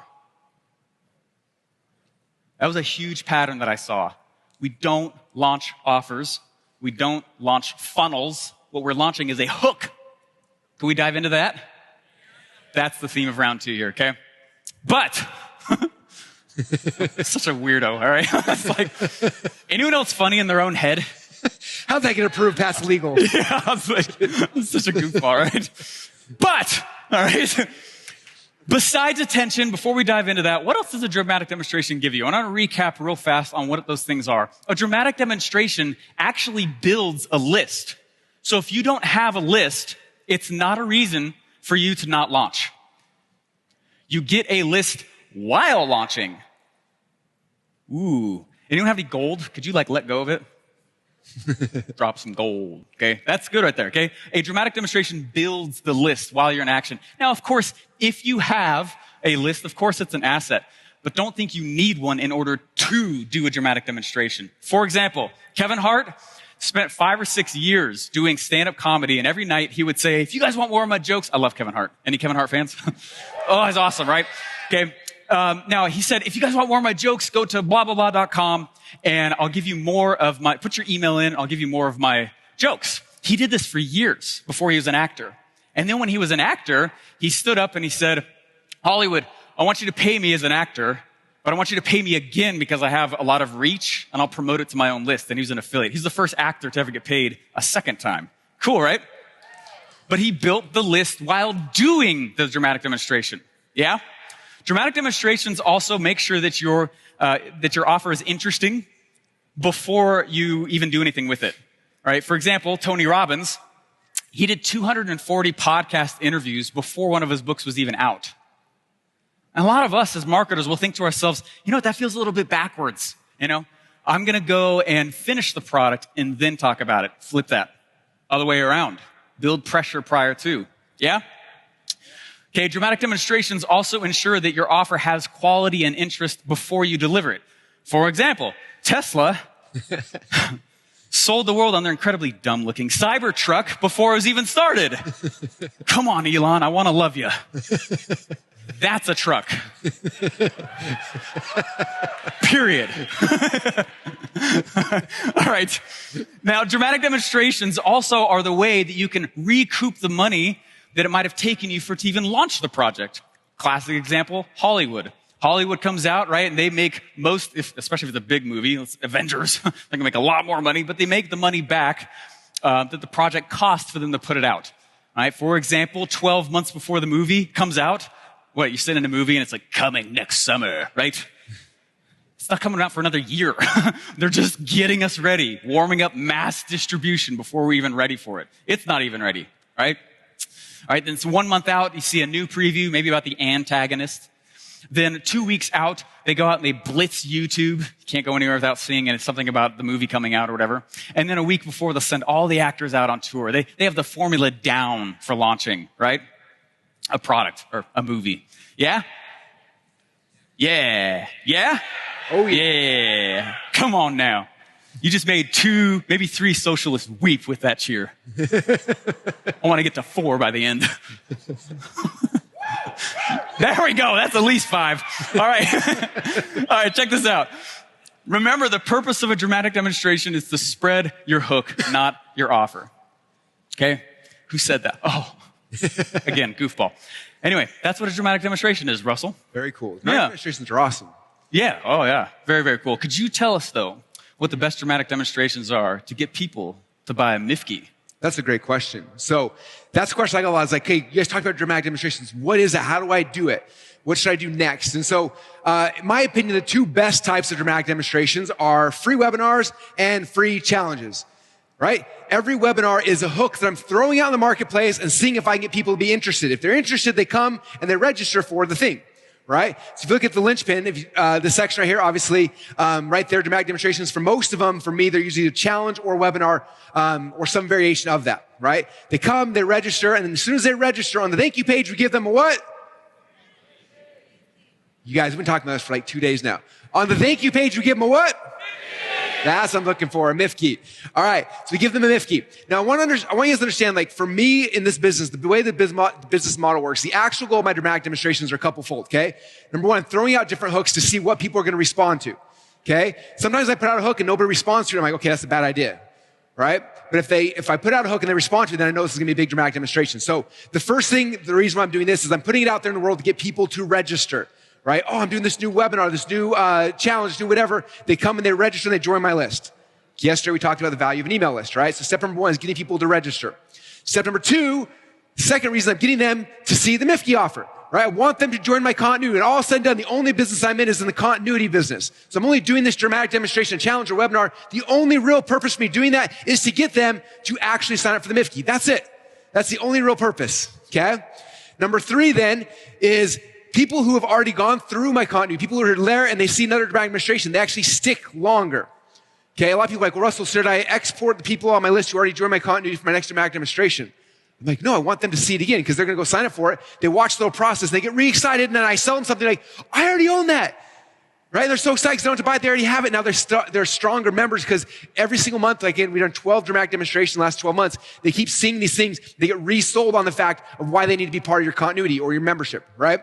So it gets people to stick. Number 4 is at the end of the dramatic demonstration, there's an opportunity for you to sell your self-liquidating offer, your $1,000, $2,000 product, which covers all your ad costs, which is how we can blow up and make these dramatic demonstrations huge. Okay? And so in a challenge funnel, this is what it looks like. Somebody comes on the page, they register for the challenge. From there, we drop down to the thank you page, saying, thank you so much for registering for the challenge or the webinar or my dramatic demonstration, whatever you want to call it. And say, right now I got a special offer for you. If you upgrade to VIP, we're going to give you something really cool, right? VIP normally costs $97 to be VIP. I'm going to give you that for free, plus my Mifke box, plus a whole bunch of other cool things when you sign up for a 14-day trial or 30-day trial of my continuity, right? That happens on the thank you page. And then from there, it's getting people in the continuity. And then if you're doing a challenge, if you're doing a 5-day challenge, the coolest thing is day number 1, you do your challenge, you're doing your cool training, and then from there, you push them back to the VIP upgrade. And day number 2 and day number 3. Now, for us, what we found when we did our challenges is as many people signed up on the thank you page for the Mifke, we doubled that number during the Monday, Tuesday, Wednesday, pushing people in the VIP at the end of each day's training. It was crazy. And day 4, we transitioned to the actual self-liquidating offer. Okay? So this is how it works inside of a challenge funnel, very similar inside of a webinar funnel. Now, I want to show you guys some examples of just this, the registration for a dramatic demonstration, hook we're throwing out there, and then the offer afterwards, okay? So again, like I said, we did 12. So I got 12 examples to show you guys real quick. So the first one here, this is the one we launched ClickFunnels 2.0 with, right? And notice, the big launch, it wasn't like, hey, come watch the ClickFunnels 2.0. That's not a hook. That's the offer, right?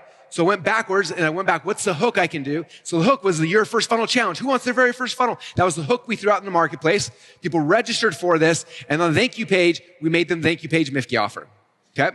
That's the first one. That one right there got 18,000 people to join ClickFunnels in a week, which, by the way, new startup software company getting 18,000 people in a week is a lot of work. So It's insane. It's amazing. yeah, maybe don't do that in the future. Anyway, number 2. You're saying this works. Yeah, it worked too well. We were like, oh, this is crazy. Magnetic marketing. The next month we do it for magnetic marketing. They're registered. Boom, on the thank you page. We made them Mifke. It was the same Mifke, the Dan Kennedy Mifke box we do, but then we also give them VIP access to the challenge. And boom, we use that to add another 1,000 members to the continuity program there. Next one is we bought a new software company called Voomly, which is a video hosting platform, which, by the way, you guys should all be using it. It's cheaper than all the competitors and it works better. It's amazing. So I'm like, how do I launch a video hosting platform? That's a boring offer. What's the story?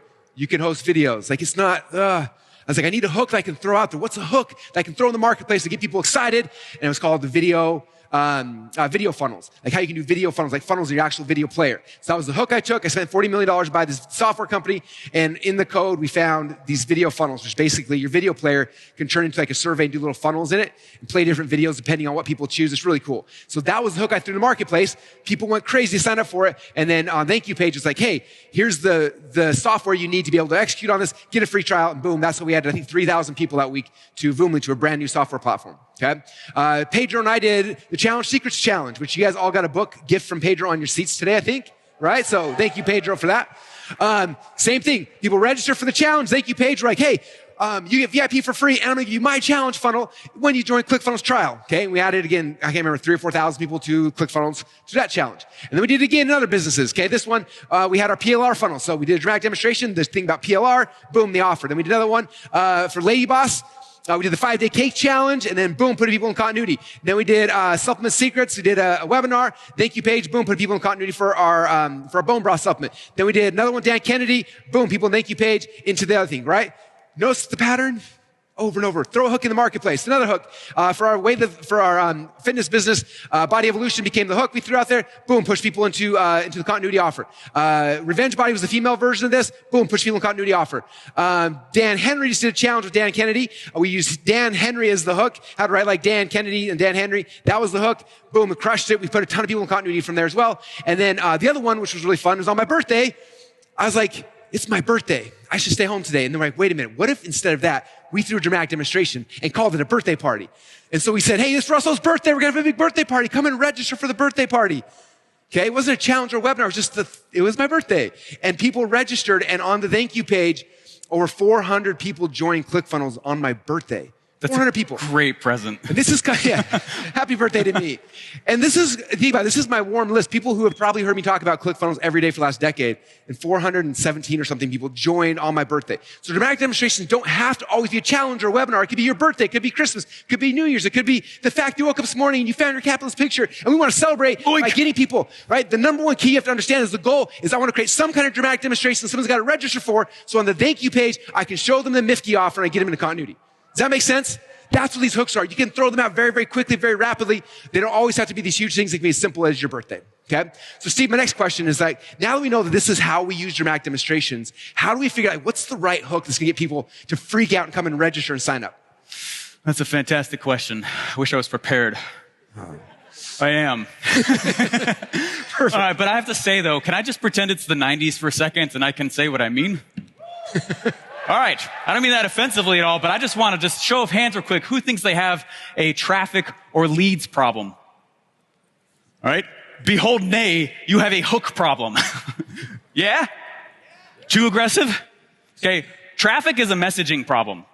And that's what I want to talk about for a second here. And we're going to talk about how to actually create interesting and amazing hooks. Right now, I still get 500 to 1,000 unique opt-ins to my funnels every week. And I'm not an SEO guy. It's because of the style of hooks that we write that makes it interesting enough to come opt in and makes you talkable and shareable. So I'm going to dive on into that. But the first thing you have to understand with this is that, thank you. That was one little laugh there. That was funnier than you acted. All right, that was on you. Just kidding. All right. You have to understand though that a hook is still a story. Okay, it's not necessary. Stop thinking it's just a headline. It's still a story. Claude Hopkins, famous marketer in the 1800s, said this. He said, whatever claim you use to get attention, the advert should tell a story reasonably complete, or ad. He's not talking about the sales message. The ad should tell a story reasonably complete. So what we're going to do is we're going to dive into some hooks and some hook writing formulas. Okay. And so people ask, all right, well, how do I write a hook? Now, in short, let me pre-frame it this way, okay, that it's still with a story, but a different kind than the sales message. Too often people write a hook with their origin story and not with this kind I'm about to share. Sound good? Did I just hook you in? You want to hear it? It's real good. Okay. All right. Now I call this the dramatic hook formula. If there's a dramatic demonstration, well, we need to match it with a dramatic hook to pull people in. Now, what I'm going to do is I'm going to read to you guys a bunch of hooks that I've written for clients over the last 4 years. And on the left is my scribbled notes I never planned on sharing from my iPad. And what I would do is I would interview them for about 2 or 3 hours and just fire a bunch of questions out and then write their hook with them right on the call. Okay, so I'm going to read these hooks and notice it's not the sales message. Okay? Are we in? Yeah, baby. Right. So this is a couple who, they sold a genealogy product to seniors who just went through a life crisis and realized that their time is getting a little limited, right? Unique product, right? Unique customer. So I asked them a bunch of questions and then this is what I wrote. You've just been through a life crisis with only one thing on your mind, that you haven't told half or more of your stories. Okay. What would you do in the next 7 days to preserve your legacy for future generations? And then we got 7daylegacy.com. Okay. So I'm going to keep reading these. I'm not going to tell you the formula. What I want you to do is observe your emotions. And notice I'm not going to mince away from the emotional gut punch. Okay. I'm going to go right into it. And notice what I do with the domain name.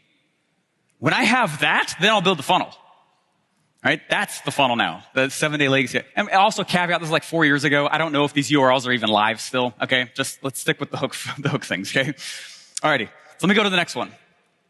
Alrighty. This was this is an amazing gentleman. I've kept all their names off too, but amazing gentleman, who helps people who've been diagnosed with diabetes later on in their life. Okay. And so I asked him a bunch of questions and, interviewed him for a while. And then, on the call I wrote, every diabetic checkup now feels like the doctor is just guessing using your lifestyle. First line out, not shying from the emotion. Okay. Before diabetes, you had energy for your family. You were fearless in your goals, but feeling that same way now has become more challenging. Right? How could you take control over your numbers, know more than your doctor, and live fearlessly again? And we got fearlessdiabetic.com. Okay, you feel that? One of the issues with funnel building is many people title their offer. Stop titling your stuff. Your URL is not a label. It's a hook.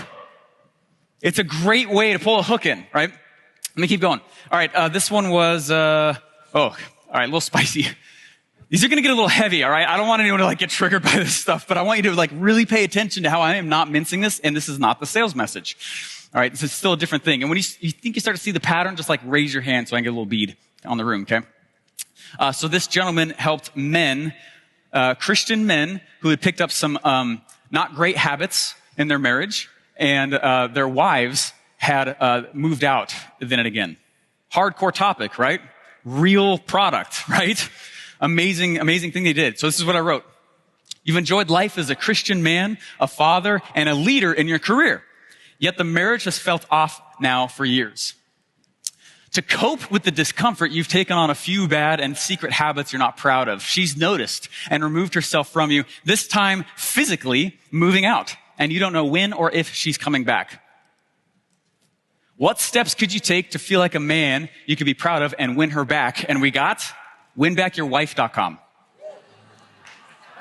Okay?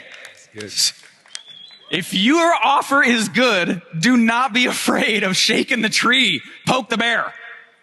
You find that pre-existing emotional charge and you kind of tap dance on it. It's not a bad thing if you can do what you say you can do. Russell called this the moral obligation to sell in Expert Secrets. You remember that chapter? If your stuff's good, don't apologize for it. No apologetic marketing. Okay? So here's the formula.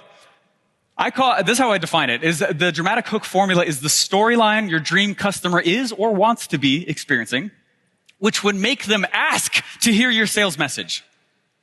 I was a door-to-door sales guy for 2 summers. I was also a telemarketer. Sorry. And no, it's awesome. But we were not allowed to go actually present the offer, which was the second part of our script, until we got them to ask one question. Guess what that question was? What's the price? How much is it? Exactly. How much is it? We weren't allowed to talk about the offer. We weren't allowed to share with them anything until we got them to say, tell me more, or something like that. And so what these hooks are designed to do is to get them to say, tell me more, and then you lead with your sales message. Make sense? Yeah, that's good right there. If I knew how to dance right now, I would. Right? Okay, but here's what it is. What we're going to do in these hooks is we're going to use the first paragraph to describe the dream customer's current state of mind, the emotions that they're going through. Number 2, we're going to walk through and talk about the things that they've probably already been buying or trying to get a better outcome in their life. You've been trying this. You've been doing this. Right? You've been seeing me say that. I'm going to read a bunch more in a second. I just want you to see the formula. Number 3, then, what we do is we tell it all in a story that has a change-based question at the end. What would you do in the next blank amount of time to get outcome? And this could be towards pleasure. It could be away from pain. I use it in both scenarios. You guys feeling like getting this a little bit? All right, this is good stuff. So I'm using those step 1 and 2 to fuel a change-based story and end it all in this little 3-paragraph story. All right, to show it in, I haven't told you any rich dead guy stories. I'm sorry. Here's the first one. Can I tell you a rich dead guy story? Yeah. All right. Claude Hopkins, rich dead guy. All right. If you didn't know this, brushing teeth in the early 1900s was not a thing. No one brushed their teeth. He actually kind of invented it.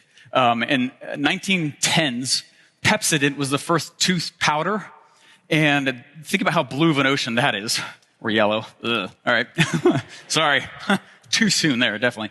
And so Pepsodent comes to him and says, hey, we're a brand new thing. We got to figure out how to get people to change their habits to start brushing their teeth. Brand new thing, right? And so here's the ads he used to do that. So he followed the steps. Step number 1, what we do is we're stating the emotions the dream customer is having in their mind. What is the dream customer having in their mind, right? Buying is emotional. That's not to say you can't use stats and numbers, totally, but don't skip the emotion. Number 2, he called out the frustrations that the dream customer has with their current options. Oh man, you've been experiencing this. Frustrating. Here's what I'm getting blocked at, right? And so here's a lot of the ads. And you can see who he's targeting. He's targeting men, women, children. He actually is targeting also soldiers up in the top right there. It's really interesting. And then step number 3, he told a change-based story. Sometimes they call it the dream scenario. And he created his hook was called the film. Gross. Yeah, everyone. Ugh. Ugh. But that's what he did. Everyone's like, ugh, that's something I can relate to. Yucky. The film. He's like, yeah, that film, you shouldn't have it on your teeth. And he created this thing called the film. And these are all the ads from the early 1900s targeting men, women, and these different people. That film shouldn't be there. Decay begins beneath this film on teeth. The film that discolors the whiteness in teeth. You actually can see some of the old ads on YouTube still about Pepsodent. I'm going to sing. I can't believe I'm going to do this. This is totally ad-lib. You'll wonder where the yellow went when you brush your teeth with Pepsodent. Yeah, let's go. Okay. You guys seeing this, though? I want to shoot through a lot more client examples that I've done in the past, because now you see the pattern. And what a lot of people have not done is written a hook. Some of you guys might have been playing this game for a while and realizing right now, I don't know that I actually have a hook. Anyone realizing that right now? I have an origin story. I have a sales message, and that's what I keep shooting around the market. And people are going, whoa, I didn't give you permission to talk to me about that. Well, the reason is because the origin story is not the one to be spread around. The hook story is totally different. Gets them to say, tell me more. I've got the film. Make sense? You got to create that idea. All right, let's go into some more examples here. All right, very touching one again. This is a relationship one. This gentleman helped women who are also struggling in their marriage as well. All right, so I'm not gonna lean too far into this one here, but all right. So I said, you're a powerful woman with queen-like life, but your marriage has grown cold, and you've pushed aside the true feelings you have about some resentment building, and you're guilty about that. Okay. You do what it takes to revive the spark, but are fearful that something dramatic might be needed to do it. Despite the signs, you want to see if you still have the potential to be lovers or just roommates. And he crushed it with this, REwroommates.com. Who's going to click on that? People saying, tell me more? That's not a label. That's not a title. He's not titling the offer. We're not leading with the offer to the market. We're not leading with the sales message to the offer. That's a hook. Who's going to click on that? Someone saying, now they're coming to you saying, tell me more. Tell me my sales. What's your sales? What do you do? Those are the best sellers, right? With those types of customers, we call those laydown sales. They're the easy golden ones, right? They're like, throw in your credit card. You get a paper cut from their credit card or a plastic cut, right? Should I keep going? A few more examples? Yeah. Alrighty. All right. This one is, this was a lady who helped women, I think, I'm getting the stories mixed up because I took the pictures off. This was, she helped businesses with organic traffic who once used ads a lot. Okay. So this is what I wrote. Publishing your face off taught you to speak, but you honestly were successful before that. So notice with this first line, I'm already going for someone who's a little more educated. Okay. But the cost of publishing and then ads seems too high for such a measurably small reward, even though you still believe it's the path. But you can't afford to wait a year for organic traffic to kick in. All right. Who already is like, oh, I'm kind of in that scenario right now, right? See? You see what I'm talking about? I want you to observe the internal emotions you're feeling right now because you're like, that's a hook. This isn't her origin story. This is not the perfect webinar. This isn't the sales message. A different story. All right. You've read the writing on the wall with Facebook ads. Is there any? I have no idea. But by putting it there, someone goes, yeah, I've read the writing on the wall, right? No idea. And are already looking for a new way to reach more of your dream customers. What can you do in the next month to fix your ads and make it rain again? And we got didadsdie.com. Someone with a fearful, oh my gosh, they're going to go click on that. Here's another. I'm going to go faster. This was one positioned towards women who had just given birth and are having a hard time getting their bodies back. It's this self-image stuff going on, okay? It's an incredible couple that did this. So I wrote, of course, giving birth was magical, but it was also challenging. Honestly, though, there were really 2 new bodies born that day. Come on, that's some good copy. I'll pat myself on the back for that one. You loved your pre-pregnant body, but also feel anger and sneaking guilt over the challenge it's been to reclaim your body. Looking in the mirror, you don't even like or recognize yourself. She's fueling these lines, by the way. I'm just assembling them. Okay. Silently, the greatest fear you have is losing your willpower to continue, and you end up giving in and inheriting your mom's post-birth body, genes, and genes. Oh, some spice on that one. All right. What would you do? This is part 3, right? change-based story right here. What would you do over the next 6 months to look, feeling better than you ever did before giving birth? And this is actually her idea, notyourmamasbody.com. They slayed, okay? This is, you see, are you guys getting it? Anyone seeing why they have a traffic problem? There's tons of traffic. That's not the issue. You have a messaging issue. All right? All right, let me shoot this next piece here. I'm going to go quicker as well. Oh, okay, yeah. This was a gentleman who helped people who have had a lot of health issues, but no doctor can seem to figure out what's going on. All right? Notice it's current. Notice we're not shying away from it. We're leaning right on. You've been experiencing unexplained health issues for quite some time now. Doctor after doctor can't quite figure out what's actually wrong with you. You've had a great career. He wanted to target people who have a business. And so we needed to put some qualifiers in to make sure the right person is clicking. You've had a great career, meaning if you didn't, you wouldn't click, and have done an okay job at not neglecting your self-care despite how busy you've been. But doctors almost seem to be throwing darts at a board named Western Medicine, guessing with your health. Right? What steps would you take to get your health back on track, feel better than you have your entire life? And he got, ismydoctorguessing.com. Oh my gosh. I was a little nervous on that one. I was like, can we even say this? I was like, okay. Lean in, baby. All righty. All right, a few more here. All right, and this is the one Russell was just talking about as well. This is Get Your Revenge Body. Anyone go to that one? GetYourRevengeBody.com? Yeah? Oh, okay. This is going to be a new audience. Might be some opt-ins here for you. There we go. All righty. This was targeted towards women who, in their late teens and 20s, felt the life of the party but have lost it. Emotional? Yeah. Tap dancing on it. Watch this. You've been called the life of the party, and it's a title full of memories for you. You know what it's like to catch a man's sneaking glance. Ooh. Yet while life is great, other things have understandably taken priority in your life. Right? Like a career, relationships, and maybe even a diagnosis. She told me one of the things is that her dream customer is someone who's had like a diagnosis, and they're almost kind of like scared of that, ashamed of it, right? Like throw it under the rug. Something's wrong with me. And so we put it in the hook. Even seeing pictures of yourself at a party now just leaves you secretly asking, is that what I look like? Great line she told us, and we're just assembling, right, in the formula. But though you've tried everything, sometimes it feels like your body's not working against you, and you're expected to accept the answer that it's just hormones, and it's the way it is, nothing you can do. What could you do in the next 90 days to get revenge on the career you wish you had? The doctor's diagnosis, a relationship that went bad, or simply lost time by only using your body. And we got GetYourRevengeBody.com. Yeah, yeah, yeah. All right. This is one that I did.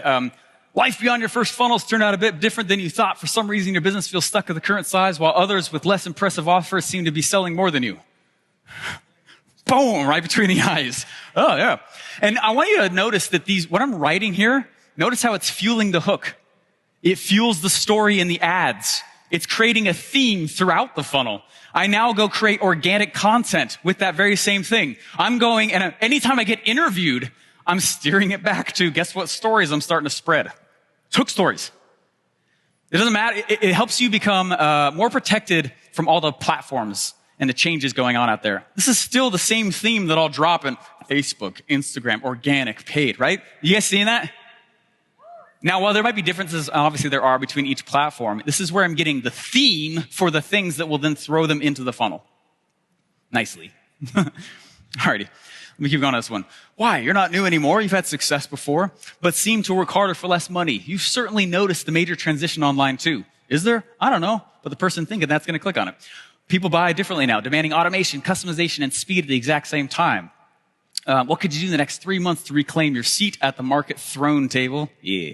Get more attention than your business could handle and make your launches great again. And I got makelaunchesgreatagain.com. And I dropped that out at a very spicy time in our history.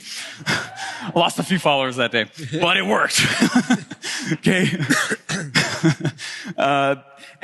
Last one I'll share with you guys, last piece here, is I want you to also know that this hook story that you're creating, it's about them, not you. Right? You're telling a story of what they're probably going through that makes them go, tell me more. And it can be a fictional scenario. I don't even think this is live anymore. I had 16,000 unique opt-ins to this, which is fascinating because I only launched it one time. When you have a really strong hook, it's much more shareable because people don't feel like they're spreading your offer for you. They don't want to do that. They're spreading my hook. So this is the hook of a fictional scenario. Last example here. This is a good one. This is one of the originals I wrote when I started figuring this out. This was back in 2020. I wrote, doctor walks in to deliver tough news and says that unless you stop working in 90 days from today, you will die. What would your final offer be, and how would you launch it so that it would fund the rest of your life? It was a tough hook, right? But yourfinaloffer.com is what I got. And this also became the questions that I asked all the people on the summit. Hey, could you answer the hook for us also? It's awesome. You guys seeing this? Picking up what I'm putting down? Sweet. All right, so to recap again, we're telling the story of the dream customer's mind, like their state right now, the emotions. What's going on for them? Don't lean away from that emotion. They want help. The right person is asking and looking. All right, then we're telling more of the scenario going on for the options that they have available to them now. You've been trying this. You're doing these things. This stuff is happening for you, and it's still not quite working out. Notice what's cool about this too is they could be buying from your competitor and still click on your thing because they're frustrated with some aspect of it. It's awesome. Best people come from my competition. It's amazing. Then we're wrapping it up in a change-based story with a question at the end. Okay. Now, on your chairs, do you guys have this handout? It's on your chairs. I know I'm going fast through this, but this little handout that's on your chairs will walk you through it a little bit more, and it'll walk you through in a little more detail with some prompts on like, oh, I first needed what dramatic demonstration that Russell shared should I even be doing? Number 2, right? What's the first paragraph? So anyway, front and back on there. And yeah, that's a little gift there. So hopefully it helps there. You guys ready for the big point? Let's make it weird. I want you to remember this. Point with me. Ready for the big point? Come on, only 2 socialists weeped. Let's get to 3. Ready for the big point? There we go. Here's the big point, which is that there are 2 kinds of messaging in hook story offer. Play ball with me. How does an offer get sold? Through a sales message. Ooh, interesting, Steve. Stick with me. Breaking some new ground there. Yeah. Okay, sales message sells the offer, and that's all around the origin story. But you guys know, if you walk around and just start telling your origin story to people out on the street, what happens? Okay, cool. Glad it's working out for you. It's a little tiptoe back. So something has to sell the sales message, and it is the hook. It's a hook message, and it is not about you, and it is not the origin story. Okay? It is the customer's story, and you can still tell stats, and you still can say case studies, how I did blank without blank. Absolutely, but it is about their dream, their desire, not your story and not your offer. Yeah? That gets them to raise their hand and say, tell me more. Clicking fast into your dramatic demonstration in your funnel. Yeah? Remember again that you do not launch funnels or offers. What you're launching is hooks that bring them to the funnel, which then brings them to the offer. Yeah. Oh, Russell. Yes. I got a question. Okay. I talked my face off for a second. That was awesome, though. Oh, thank you. Yeah. After we've hooked them with our dramatic demonstration, what's the best way to present the story and offer? Oh, that's a great question. I've been dying here. And good news, I've got something prepared for that as well. Are you serious? This is really good. This is really good. Yes. Again, before I jump into this, I want you guys to understand the key to a good dramatic demonstration, like Steve's talking about, is throwing out these hooks. And sometimes, like, if you struggle with this, like, you should be throwing hooks out all the time. There's a reason why I do a podcast, I do Facebook Lives and Instagram and all these things, because I'm just trying hooks all the time to see what people respond to. Sometimes I do a podcast and I hear nothing. I'm like, that hook sucked. Other time I get like 400 of you guys to tag me, message me, DM me. I'm like, okay, there's something there. I should go a little deeper, right? So you can test things out all the time. And then once you get response, you go deeper and deeper and deeper on those. So don't forget that, like, you're always testing hooks. Every conversation I'm having, I'm testing some kind of hook. Just to see the response. And I'm like, okay, there's something there. Let's go deeper. Let's figure out what those things might be. Yeah, so. People are like, how do you get like great hooks out? And they don't realize that, well, I just tested like 15 of them on my podcast on this. You know what I mean? It's not like, oh, genius. No, we just found what sucked and stuck with the one that worked. Yeah, exactly. Okay, so next question is, you've hooked them. They came to your dramatic demonstration. They're registered. They signed up for your MIFKI. They're on your continuity. And now you have this opportunity to share with them, right? You have a webinar, a challenge, something you're going to do.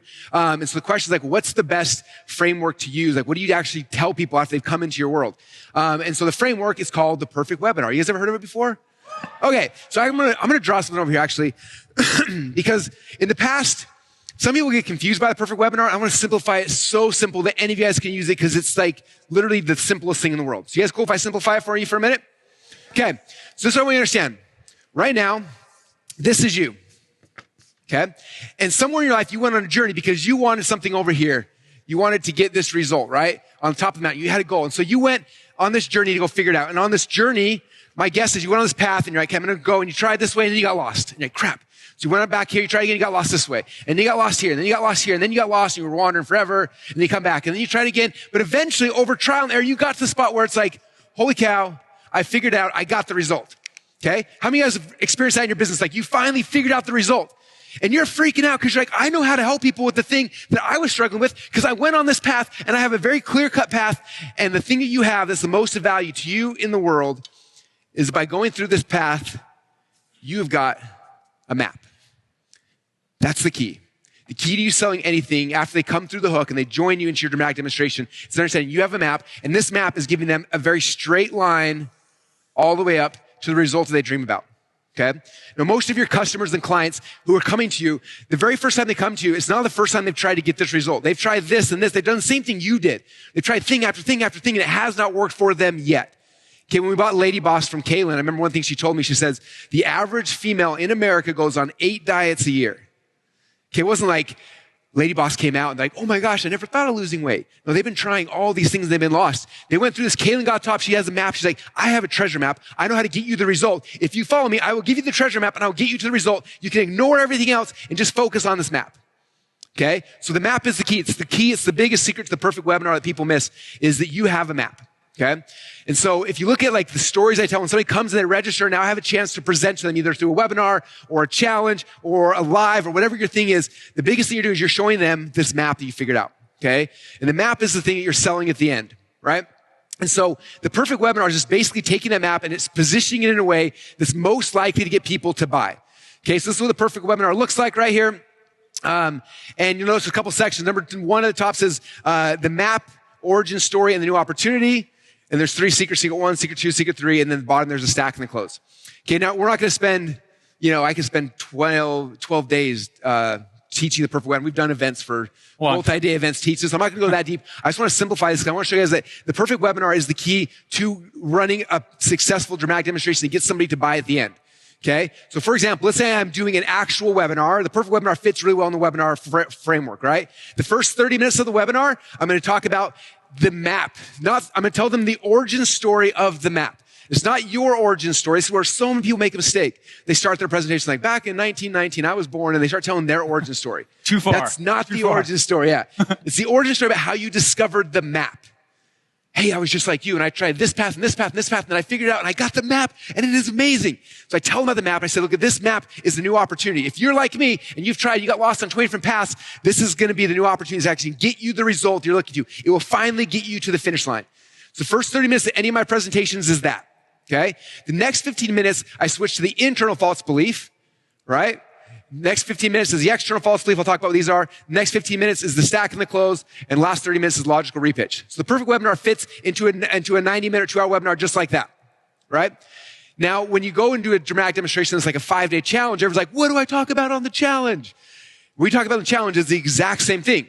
All we do is instead of spending 30 minutes on map and origin story and 15 minutes each thing, it breaks down day 1 through 5, right? So day number 1, I tell them the origin story about how I figured out the map, and I show them the new opportunity of what this map actually is. Day number 2, I talk about the internal false beliefs. Day number 3, the external beliefs. Day number 4 is the stack and the close, and day number 5 is the logical repitch, okay?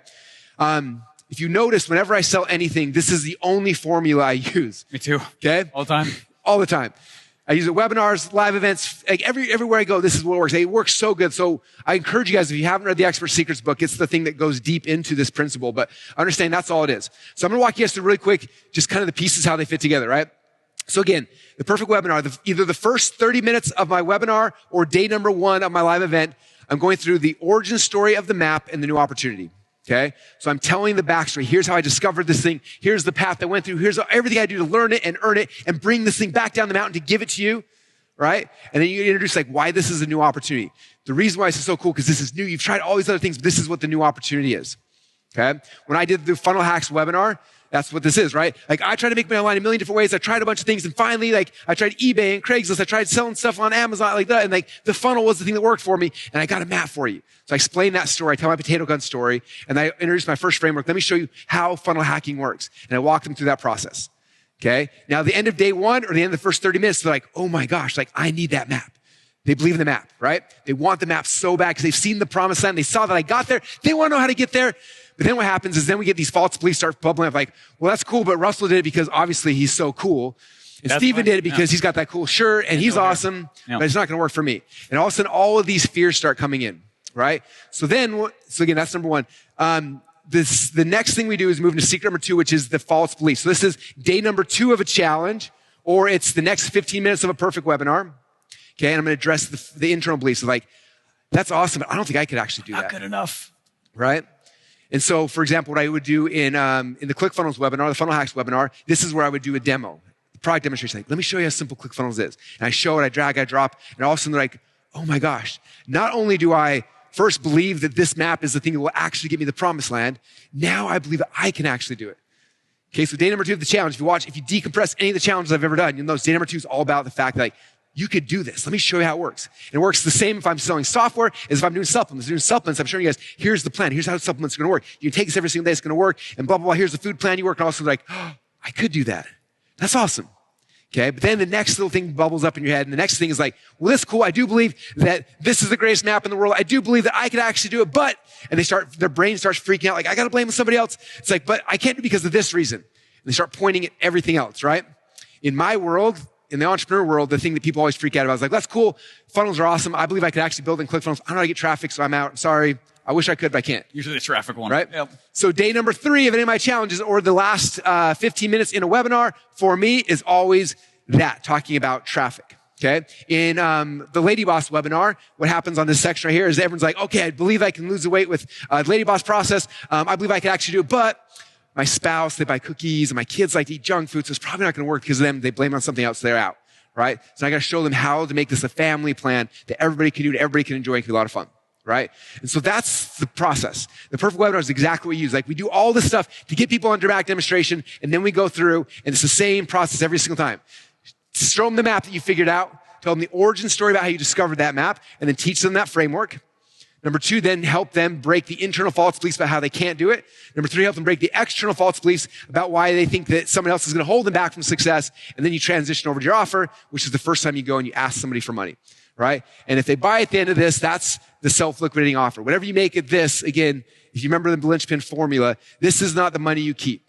In the past, this was everybody's business. You'd sell at the end of your webinar, sell at the end of your challenge, and that was the money you thought was yours, okay? Whatever we sell at the end of this, that's Mark Zuckerberg's money.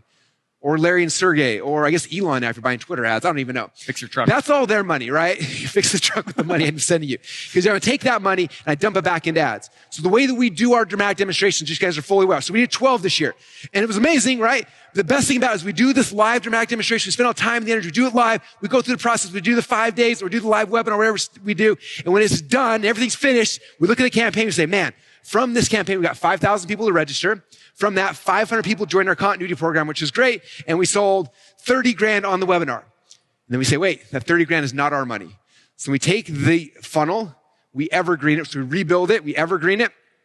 We take that 30 grand that we made for Zuckerberg, we give it back to him, and he sends more people into the dramatic demonstration. And guess what? It fuels the funnel. At the end of it, boom, Zuckerberg gets some more money. I grab it, I put it back in, and I keep doing this process over and over and over again. And when I'm doing that, all the money, all the people are falling into continuity, and I start getting compounding continuity. It starts growing and starts growing and starts growing. Those 12 dramatic demonstrations were awesome, but the fact that all 12 of those are actively running as evergreen funnels, driving people into my continuity programs every single day of the week, whether I'm awake, asleep, or whatever, is the best part about the dramatic demonstrations after they're done. It's amazing. So, amazing. That's pretty awesome. Yeah, some good stuff right there. Hashtag good crap. You know? It's awesome. Okay, so I got a question for all you guys. How many of you guys are pretty excited about this concept of dramatic demonstrations? Like, holy crap, this could actually be the thing. Okay, should we make them commit to something? I think you guys need to commit to something. What should we make them commit to? It should be something big. Something, yeah, this is going to be huge for your life, if that's okay. You guys okay if we push it a little bit? Okay, how many of you guys will commit that sometime in the next 30 days, you will do your first dramatic demonstration. No matter how uncomfortable or how unprepared or how unready or how crappy your hook is, who's willing to try it once, at least once the next 30 days? Just raise your hands and stand up if you're willing to try it. Stand up if you try it. Let's see it. Let's see it. Let's see it. We need some social proof. We need some guilting your friends into it.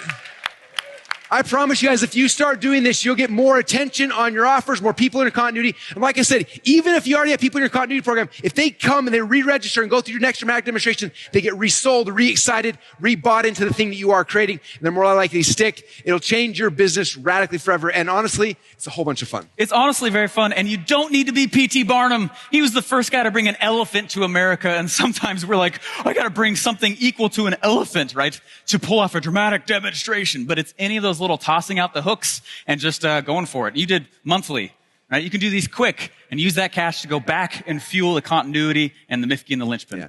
Now, I'm not going to ruin our next speaker, but the next speakers are going to show you guys some really fun, exciting ways you can do it that aren't necessarily huge dramatic demonstrations, but can fuel all your business as well. So with that said, thank you guys so much. I had a lot of fun today. Did you have fun? It was awesome. All right. We'll see you guys again soon. What's up? Welcome back. How was that? How was the dramatic demonstration part 2? Some of my favorite So ones. good. I wonder what their favorite one or two. Should we have them vote? Yeah. What was your favorite? Okay, in the comments, was number 1 the best, number 2 the best. If you can't decide, say 3. If like all 3 of them are the best. All 3. So 1, 2, or 3, the options down below. They were both amazing. I'm gonna vote 1 though, because I had so much fun on stage that time. Love it. It was amazing. But Yeah. they're all good. So 1, 2, or 3, let us know. Yeah. And those little hook pieces, man, those are so much fun. Reading all those, I know that I read a lot on that, and but gosh, to me, that's like where I actually start brainstorming funnels and make funnel building easier. I'm curious, how many guys would love to have Steve actually like write your offer hook for you? Ooh. Okay, he's done it twice for me now for 2 of our side businesses. It was so insanely cool. Anyway, so I'm gonna drop that bomb out there, and then we'll come back to it later. Let me know. So, yeah, put a 2 if so. No. We want to invite you guys though too. We're doing a workshop. The next step that we're doing is writing the book, and so as part of that, we want to help everyone install this into their business even deeper and get the help that they need to actually go to build a dramatic demonstration. Yeah, build the offer hook we up. want to build some really amazing case studies for the book to show people how it works. Obviously, we've got tons of old dead guys testimony or success stories. We got tons of our own, and we got tons of clients as well. But we want to work with a group of people to like really help you implement, execute, so we can get some really good just results for the book as well. Yeah. I've told this story a little while ago, but like for me, the very first time I wrote a book, the .com Secrets book, I wrote the book, I hated it, I deleted it all. I did a 3-day live event, taught everything to this amazing group of people, and then from there I rewrote the book and it came out .com Secrets, right? Amazing. Yeah. Expert Secrets, the same thing. Like I wrote the whole book, I hated it, I deleted it all, and then I did a 3-day event, taught it all to a amazing group of people, and that group of people, like, it's insane because you think that room was like, Brandon, Caleb, Pohl, like all of the best webinar people in the world were in the room, and they went through Expert Secrets live with me, and then I went and blew it up, and then I wrote the book, and it was awesome. The Traffic Secrets, I was smart at that time. I didn't write the book first. I just did the event. It was amazing. And so with this book, we're really excited for it. And so that's what's happening. We're doing this 3-day event to teach it for the very first time. And just like everyone who learned the perfect webinar from Expert Secrets the very first time ahead of time, those people all had like a year advance on everybody else, and they blew it up, and they were making crazy money before we ever got to anything. So that's kind of the same thing here. If anyone wants to be in the front of the line and learn this directly from our feet and have us actually do it for you, that's what this workshop's about. That's coming up here really soon. And it's going to be amazing. You want to talk about what's going to be actually happening at it? Yes. That's the kick. This is the catch, is that we want a small group. It's a small group on purpose so that we can go deep and actually help you actually really install this stuff. And yeah, I'm going to write an offer hook for you one-on-one. It takes me a couple hours. We'll do it one-on-one, record the whole thing. And so you have this really key piece of copy for your business now. What's crazy, like you could pay Steve $25,000. That's what it would cost for him to do just that piece. And you get that part for free because you're going to be in the room where it happens. I'm so excited. It's going to be awesome. Yeah, so we have the 3-day workshop itself, which just Russell and I, we're not bringing other people in. It's a small group. 53 people is actually what we're looking for. Mm-hmm. And we're just going to, for 3 days, teach this process, but it's workshop style, which means we're definitely going to teach you a whole bunch, but then there'll be a time to stop and pause, and we'll watch you as you implement and walk around the room and figure out where you're, if you're getting stuck at all, right? Which I'm so psyched about that. Then afterwards, I'll reach back out and we'll start writing your offer hook together. As part of it, remember when we used to do like the old funnel hackathon events? Yeah, that was so fun. Yeah, it was the last time we did 3-day workshops. It was the last time I've done a workshop in a small group setting. So it's been a long time. It's been, 4 or 5 years for me. Man, a long time. Yeah. So for me though, I noticed it was like the thing that got the most success the fastest for a lot of people. especially though when we have them do a whole bunch of work ahead of time. So as part of this, then I'm also going to go and spot check your linchpin plan. So if you're like not feeling confident on it, or you want to get another set of eyes, on it, like that's going to be part of the prep work to coming to the workshop. And then when you get all these insights and exciting things happening, I'll go write your offer hook with you, but I don't want to just leave you hanging there either. I'm going to get back with each of you as well and give you guys an opportunity to just keep asking questions because I want to see how it landed, right? We're writing the book. Yeah. I don't want to delete the book and then go. I want to write the book the first time out. So. It's going to be awesome. Yeah. I'm excited for the event. I'm excited to just be able to actually sit down and work with you guys. I'm going to bring in some really cool presentations I've never given before. I'm going to show you some unique ways to create dramatic demonstrations. We do dramatic demonstrations around all sorts of things. Like we do dramatic demonstrations to our affiliates who are going to promote something. We've done them to launch video, like YouTube videos, to launch events, launch books. So I'm going to talk about those kind of things. I'm going to be showing you guys other ways, like just some really unique, simple ways to do these things that are amazing. We just recently did a dramatic demonstration where we sold more people into our continuity program in 15 minutes than we had done 8 months prior through paid ads alone. So if you want to learn how to do that to your continuity program, we're going to show you all that kind of stuff and just kind of give you all the goods because it's going to be the entire foundation for the book. So I'm excited for this. Yeah, if the concept in general has been a little bit like sticky, you're like, how does this work out? There's going to be not just time for you to do it. You're going to see tons of examples from lots of industries. So it'll be awesome. So Steve, I really want to come to that event. If I want to go, where should I, how do I sign up for this event? Yeah, if only there was a great URL I could send you to.